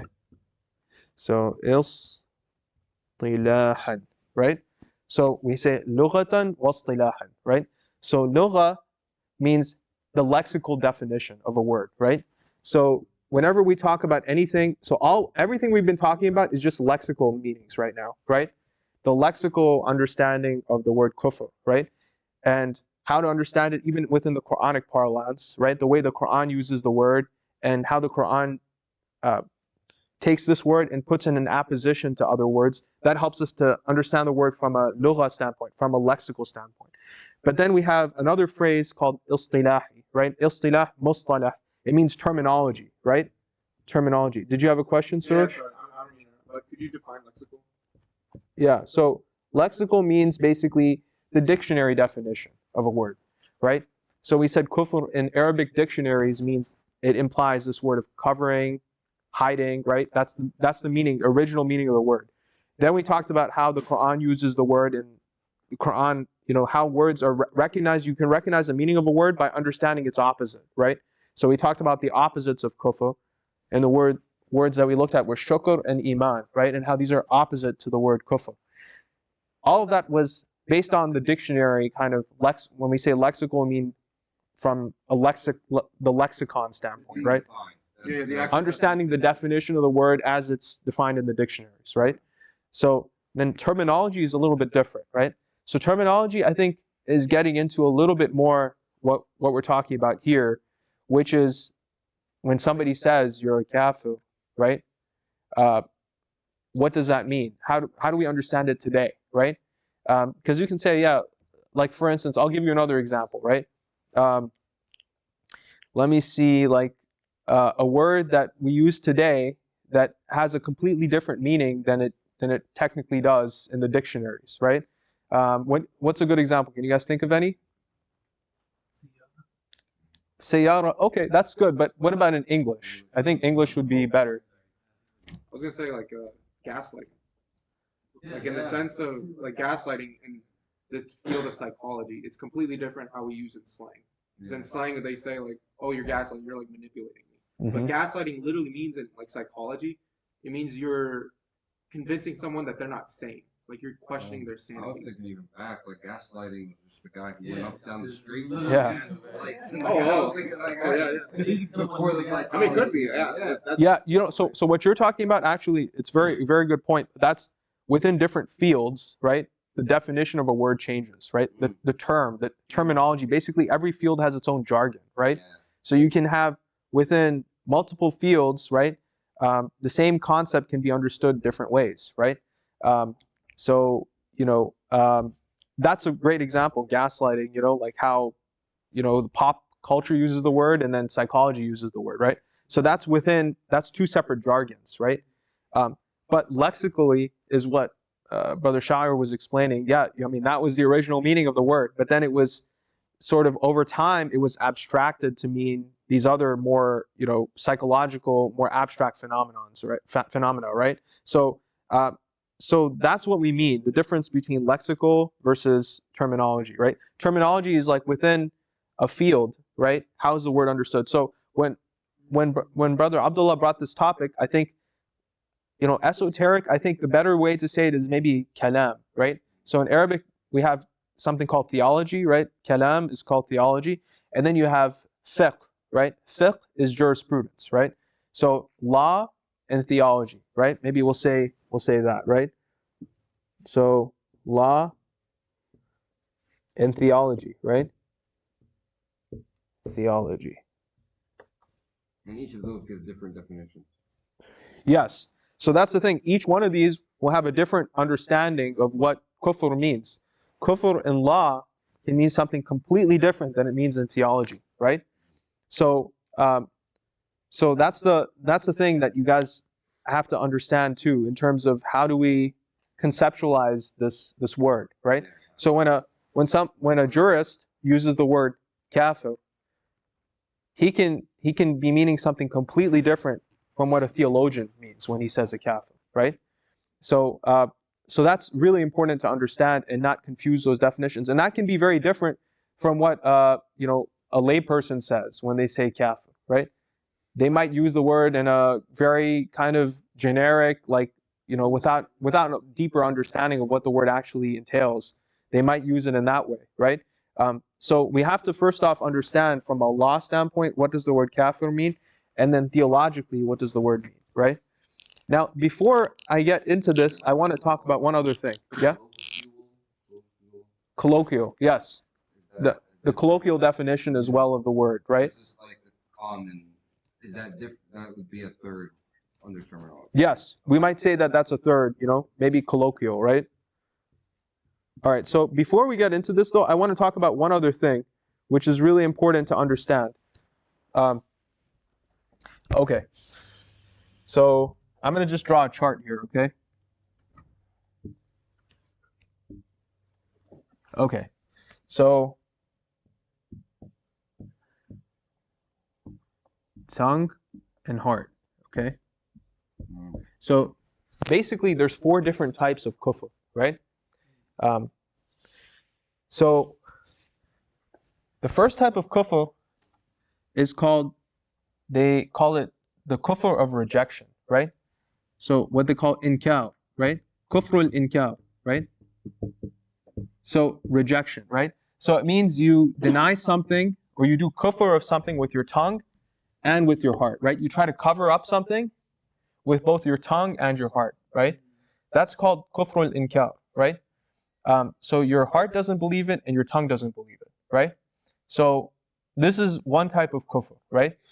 Now the second type, what do you guys think? One and the other, yeah. So just the tongue. Okay, so we'll say X for the tongue, O for the and with your heart you affirm it, right? So what is that type of kufr? Do you guys know what it's called?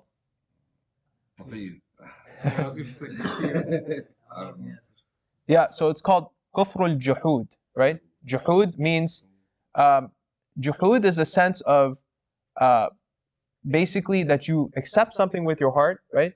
But you reject it with your tongue, even though you know it's the truth, right? Even though you know it's the truth, you reject it, right?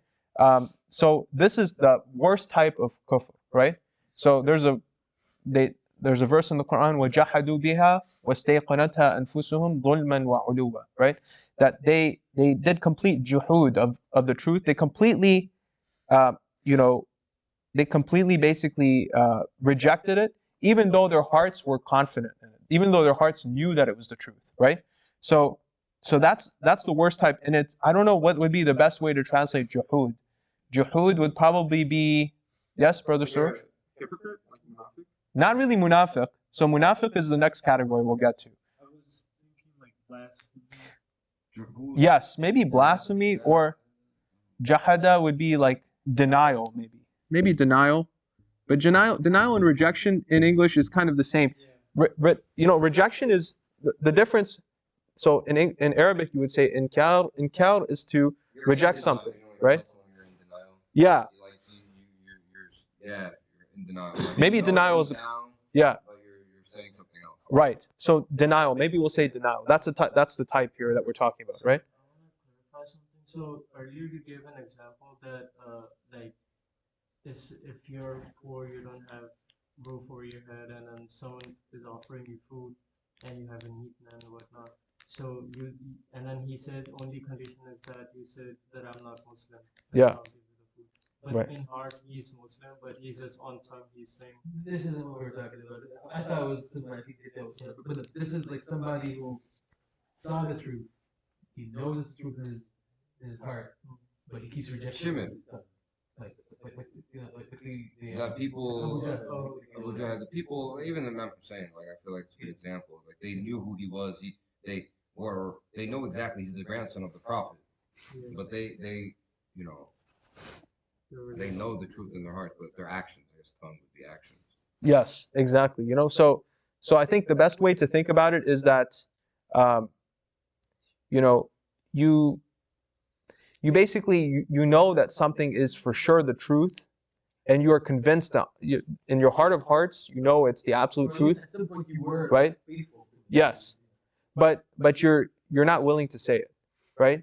You're not willing to say it on your tongue, right? So that's someone who is in the state of juhud, right? So now the third category is hypocrisy, right? What we call kufrun nifaq. What do you guys think that is? Like You know, say it with your tongue, but your heart. your heart is bad. Yes. So you say it with your tongue, but you reject it with your heart, right? It's like what's the word? It's like you put on like a Face. you put on a face in Yeah. front of people, but like behind closed doors you're someone else. Exactly. So yeah. So the munafiq is someone who pretends to believe, and they say, you know, that, oh, like for instance, the Quran, one of the characteristics of the munafiqs that's mentioned in the Quran is that they always emphasize things, you know, right? Whenever you talk to them, right, they always, so if you look in Surah Munafiqun, for instance, Oh yes. You know, خالط العرب ومن yes, right. Yeah, so that's a great example, yeah. But even in Surah Munafiq, if you look, Surah Munafiqun, right, if you look in the surah, you'll see this very first verse, right? What is the verse, if you guys can remind me? Surah Munafiqun. Yes, Surah Munafiqun, Bismillah ar-Rahman ar-Rahim, إِذَا جَاءَكَ الْمُنَافِقُونَ قَالُوا نَشْهَدُ إِنَّكَ لَرَسُولُ اللَّهِ, right? They come to you and they're like, you are definitely the prophet of God, the apostle of God. They're like, إِنَّكَ لَرَسُولُ اللَّهِ. They're like extremely emphatic, right? So they're like very, very emphatic with their tongues, but their hearts don't believe, right? So that's a characteristic of the munafiqs. Actually, if you look in the Quran, whenever Allah talks about the munafiqs, you'll see them constantly doing this. You know, they'll constantly be emphasizing their speech, right? So what's another example in Surah Baqarah? You guys know the verse, very beginning of Surah Baqarah. There's no doubt about this book or something. Is that the... Yeah, so وَمِنَ النَّاسِ مَن يَقُولُ آمَنَّا بِاللَّهِ وَبِالْيَوْمِ الْآخِرِ. Right? They say, basically Allah is saying that amongst people are, in Arabic you don't have to repeat the billahi wa bil yawm al-akhir. You can say billahi wal yawm al-akhir, right? Right? But the munafiqs, what they do is they say, we believe in Allah and we believe in the day of judgment, right? So they're like saying it like twice. They're saying it twice over. You could just say, we believe in Allah and the day of judgment, but they're like, we believe in Allah and we believe in the day of judgment. You know, they're so emphatic, right? Because they really don't believe. But the Quran is trying to emphasize the way that munafiqs talk, right? They compensate for their disbelief by being super emphatic when they talk, right? So that's why the Quran says, what is it? وَإِذَا رَأَيْتَهُمْ تُعْجِبُكَ أَجْسَامُهُمْ وَإِن يَقُولُوا تَسْمَعْ لِقَوْلِهِمْ. Right? When they speak, you'll keep listening to them. You'll be like, wow, these guys, they have such iman. They talk with such like rigor and fervor, and you feel how zealous they are. But it's actually, they're just like كَأَنَّهُمْ خُشُبٌ مُسَنَّدٌ. They're just like basically like wood propped up. They have no substance about them, right? So that's a hypocrite, right? So now the last one is what we call kufr al-inad, right? Or obstinacy. Maybe obstinacy is better, yeah. We'll say obstinacy. So what is that? Obstinacy. Like you're insistent. So obstinacy is someone who is stubborn, right? So they affirm it with their tongue and they affirm it with their heart, right? But they still don't accept it, right? Oh. How does that? What is that? That's an example. Wait, yeah. So that's someone who's obstinate, right? So for instance, someone who knows with their heart of hearts that the prophet is truly a prophet, right? And they say it with their tongue, but because of their jealousy, right? Because of maybe the feelings against the prophet that they have, right? That they don't accept him, right? So there are individuals that are truly like this, right? Look at the way that they treated Imam Ali, for instance, right? When Imam Ali was in. The Prophet tell them how you treat the people who follow Imam Ali are the true believers. Yeah. I mean, like, so I'll give you an example. You know, like, yeah.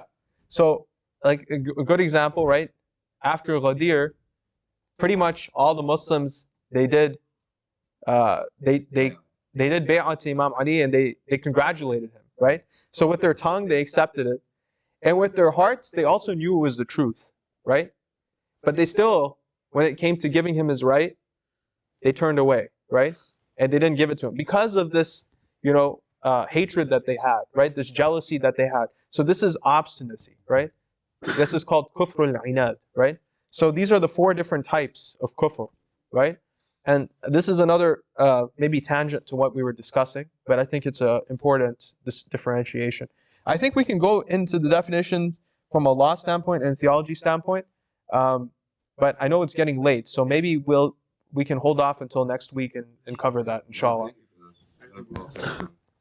Yeah, I mean, it's a very deep topic, and there's actually, it could be like a whole like series just on this topic, because then we also have within theology, there's different branches of theology that have different ways they characterize kufr, right?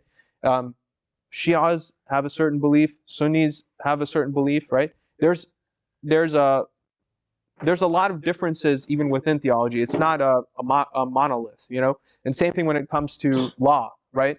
We have different branches within Islamic law as well. So we can really, I want to keep it broad though, at least for you guys to get a broad understanding of what do the fuqaha mean when they say, kufr, right?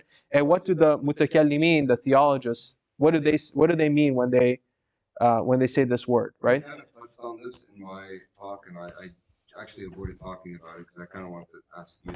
Yeah. So we were trying to figure out borders, right? And we're trying to see how are borders restricted. And we know Mecca as an example of a place that there is a restriction not just on behavior but ideology. Only certain people are allowed to enter. And then I was also that's one question if you can just touch on that for a second. Yeah. And then the other was like, is the borders of the Islamic nation is there a border? And I know that there is like these concepts of uh, uh, um, Dar al Jihad, Dar al Silm, and like the areas of and the times of certain positions. I guess I don't know. If you can just touch on those two ideas because I think it'll be helpful to understand like the Islamic jurisprudence around those two. Yeah. So generally speaking, areas that are controlled by the Muslims, right? That Muslims are in charge of, or that a Muslim's property, their wealth, their children are basically protected under Islamic law.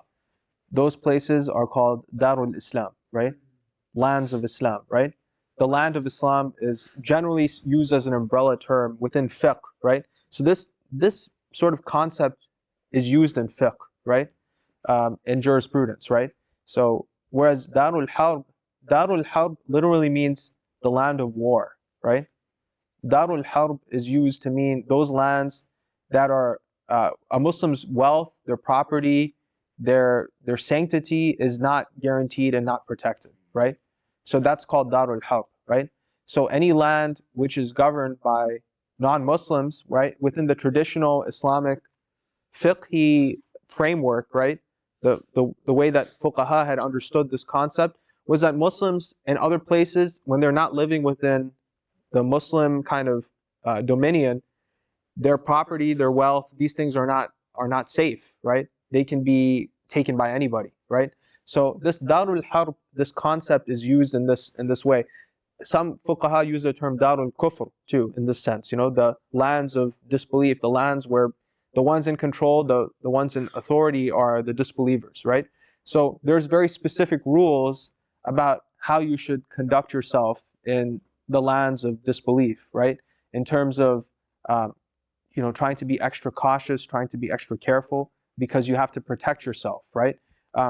And even when you're traveling through those areas, how you should live. There's even hadith. Some people have come to Imam as-Sadiq alayhi salam, for instance, and asked him that, "Oh Imam as-Sadiq, what would you say about a man who is living in Darul Harb, right? And he lives there alone, and he testifies that there's no God but Allah, and that Muhammad is his messenger, but he is in a complete environment of disbelief. Everyone around him is a disbeliever, right? So how will he be raised on the Day of Judgment, right?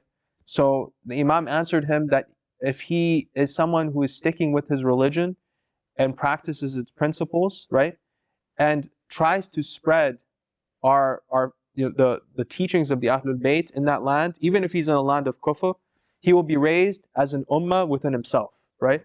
So he will be raised as if he is in himself a nation, right? Yes, like Ibrahim, exactly. So that gives you guys an understanding of how lucky we are to be here in many ways, right? That Allah has given us this opportunity to live in this country and practice our faith amidst this environment of resistance, and amidst this environment where we have people who ideologically oppose us, right? And there's no stability. Yes. Principle, like postmodernist society, nothing means anything. Everybody Yeah. believes anything, and Everything's essential. yeah, everything, nothing means anything. Yeah, and that's the thing. Also in many ways, Allah gives you the opportunity to advocate for righteousness, to advocate for principles in an environment that otherwise would be through and through corrupt and through evil, right? But Allah gives you an opportunity to spread His message and spread His teachings here, and that's a huge ni'mah, right? If for next week, if we can also hone in on the hadith meanings of kufr, because I think there's several hadiths that talk about not praying being kufr or other things. Yeah. So that actually goes into the law definition, right? So different, the fuqaha, they rely on the narrations, right? Whereas the theologians, many of them, they rely on more the Quran. Many times it will be their interpretations of the Quran. They'll rely on some narrations, but oftentimes when it comes to theology, it's mostly the focus is on ideology. How does your ideology make you a disbeliever, right? That's the thing about Mecca. Yes. That's the thing about I want to understand about Mecca, because we were talking about restrictions. Are there ideological, behavioral restrictions in terms of being in an area? And so there are theological. So that would be a theological question or a jurisprudential question. So at least within Mecca, it depends on what time period you're talking about. If you're talking about an early like Islam, like at the time of like the Prophet first started doing his da'wah, right, his preaching, then at that time many of the beliefs of Islam or many of the beliefs were there, but a lot of the law hadn't been crystallized yet, right? So in that period of time, what made you a believer was sticking with the ideology, sticking with the principles, the tenets of the faith, right? Even if the law had not been crystallized yet, right? So it depends on what you mean by that. Like when you say, when you're talking about Makkah, like what time period? Right now. What time prophet? I'm talking about right now.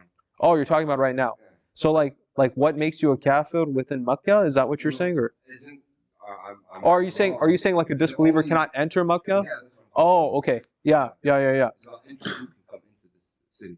Yes, yeah. I mean, so that concept specifically happened after Fath Makkah, right? After the Prophet, made a conquest over Makkah, right?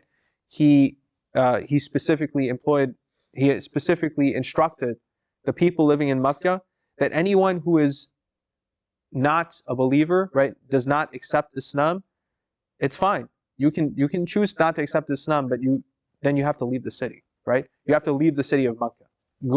Migrate out, right? Because this city has now become a city of faith. It's become a city of Iman, right? So a lot of people, we have a very famous group of individuals known as the Tulaqa. Have you guys heard of the Tulaqa? The Tulaqa were the people, yes, who were freed, right? In the sense that they accepted Islam. Many of them, they were not Muslims, right? When the Prophet entered into Makkah, right? Otherwise they would have been slaves. They would have been imprisoned, right? Or slaughtered, right? But the Prophet, he pardoned them and he forgave them and they became Muslims, right? They chose to accept Islam. Now, many of those individuals, like Abu Sufyan, for instance, they were actually hypocrites, right? They became hypocrites later on. Their nifaq came out, but they accepted Islam just on their tongues. So that's all the Prophet took from them, right? In the sense of, I want you to at least accept Islam with your tongue. Even if we don't explore people's hearts, we don't go into their hearts to know what did they really believe, but with your tongue to affirm and attest that God is one and that Muhammad is his messenger. That's what entered them into the fold of Islam, right? So even, there's narrations from the Prophet, right? There was an individual who it was in one of the battles. I think it was Battle of Badr, right? There was an individual who was basically cornered, right, by one of the Muslims, right? He was attacking the Muslim vehemently, injured, wounded the Muslim extremely, right? But then finally the Muslim got the upper hand and he was just about to kill the guy, and the guy said, Ashhadu an la ilaha illallah wa ashhadu anna Muhammadan Rasulullah. And so the Muslim was like, this guy's just lying to get away, and he killed him, right? And the Prophet afterwards, right, the Prophet told him that what you did was a big sin. What you did, I completely dissociate myself from what you did, and the man said, why? What did I do wrong? And he said that you killed someone who is attesting to the fact that there is no God but Allah and Muhammad is his messenger. How could you do that? So he said, oh, he was just saying that so he could protect himself because he was at the last moments of his life, right? So the Prophet told him that, did you open up his heart and look inside such that you can know if this was just something he was saying to protect himself, or maybe it was something that he finally gained truth, he gained certainty about. Perhaps that was the reality. You have no way to know. You are not responsible for what's inside people, right? You can only judge them and really look at the external aspect, right? So in this sense, if somebody attests to the fact that Muhammad is the messenger of Allah and that there's no God but Allah, that brings them from a broad we'll say, theological lens within the fold of Islam, right? And that's the level that the Prophet requires. And that's the level, even when you go to Mecca, anybody who attests that Allah is one and that Muhammad is his messenger, they can go to Mecca, right? That makes me think of like, so I don't know, in the 70s when Mecca was run over by the guy who said he was the Mahdi, tried to take over Mecca. There was French special agents that helped take back the Kaaba for the Saudi government, and they actually made them attest faith before they went. Yes, yeah. I mean, and that's the thing, you know. I mean, so it's just strictly tongue. There's no, there's At no least. like deeper look into it. no, not necessarily. I mean, we go by the zahir, right? We go by the external appearance and the external affirmation, right? Because Allah has not made us responsible for what is in the batin of people, what is inside them, right? Any reasoning giving as to why Mecca restricts? Non-Muslims. Is it just like Yeah, the so- sanctity of the city? Yeah. I heard people like, oh, the reason I ask this is because the people try to bring in the idea of impurity, and that you're impure if you're a kafir, and that's why you cannot enter. And I think this is also connected to who you can eat food from, najasa from a physical body. Yeah. And so these are legal definitions, but I feel like it also impacts theology. But what is it like? Are these from hadith? Are these from specific hadith or specific? Yeah. Yeah. So it's a good question. So first off, when you go back, yeah, when you go back, right, in the history, this was actually Prophet Ibrahim's original dua, right? So the original dua that Prophet Ibrahim made, right? So he said, رب اجعل هذا البلد آمنا, right? وارزق أهله من الثمرات من آمن منهم بالله واليوم الآخر, right? He said, he told Allah, like, make this house secure, right? Make the city secure, right? And give basically sustenance to those amongst them who believe in Allah and the Day of Judgment, right? How that verse has both understandings of iman, so like aman and iman. Yes. Yep. So exactly, and there's many examples like within the Quran that we can use the dua of Prophet Ibrahim, right? Another verse, he says, رب اجعل هذا البلد آمنا واجنبني وبني أن نعبد الأصنام, right? That, oh Allah, make it so that me and my progeny, we never worship idols, right? This was the original dua. Yes, right? So exactly, that's again connected to that concept of amin, being safe, right? Being secure, right? So so this concept, right? Even many verses in the Quran, right? They talk about this concept, right? وَمَنْ دَخَلَهُ كَانَ آمِنًا. Whoever enters into the city is safe, right? So aminan, you can take it in the sense of being secure and without any type of hardship, right? Without any type of But look at what happened with those cranes, right? Do you remember what happened with those cranes, right? They fell, and a whole bunch of people died, right?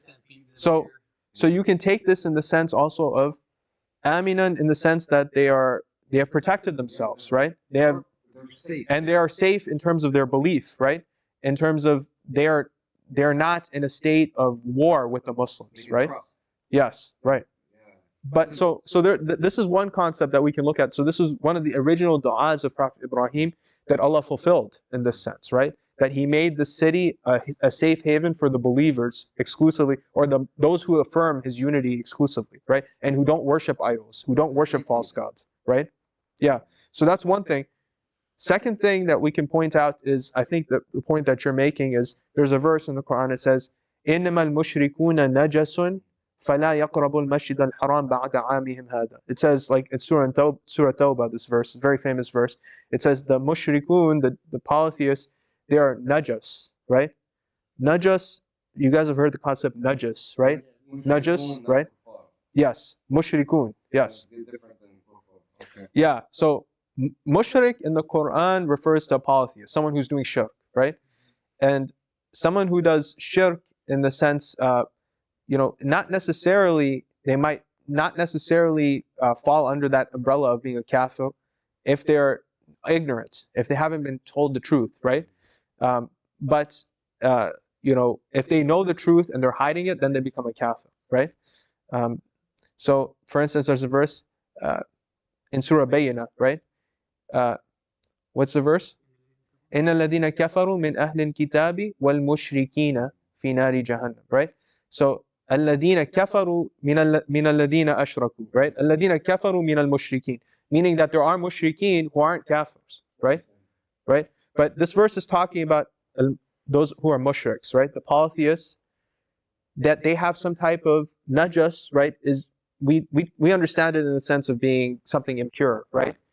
Najas in this sense, it has that meaning in this verse too, but najas is a little bit different from najas, right? Najas with a fatha versus najas with a kasra, right? So najas is used in the sense of being something which is sort of like an abomination, or something that is basically reprehensible, right? Something that's reprehensible and something that is disliked, or something that is maybe disgusting. It would be a good word to use. Disgusting or reprehensible, right? So what it's saying is that the mushrikun, right? The polytheists, they are reprehensible, right? So don't let them approach, don't allow them to approach Masjid al-Haram after this year, right? So this was specifically in the context of the Holy Prophet, taking over Mecca, right? That reminds me of like the practices of Jahiliyyah Arab, where they would like in the ihram, they would like poke holes in where they had their ihram. Yeah. Kind of talk about their behavior. Yes, exactly. I think there were a lot of things that the disbelievers were doing at that time, right? That were kind of just very reprehensible things, right? But this verse, by some of our fuqaha, they've used this verse to say that mushriks, for instance, Hindus, people who are not Ahlul Kitab, right? That they are actually najas, right? They are actually impure.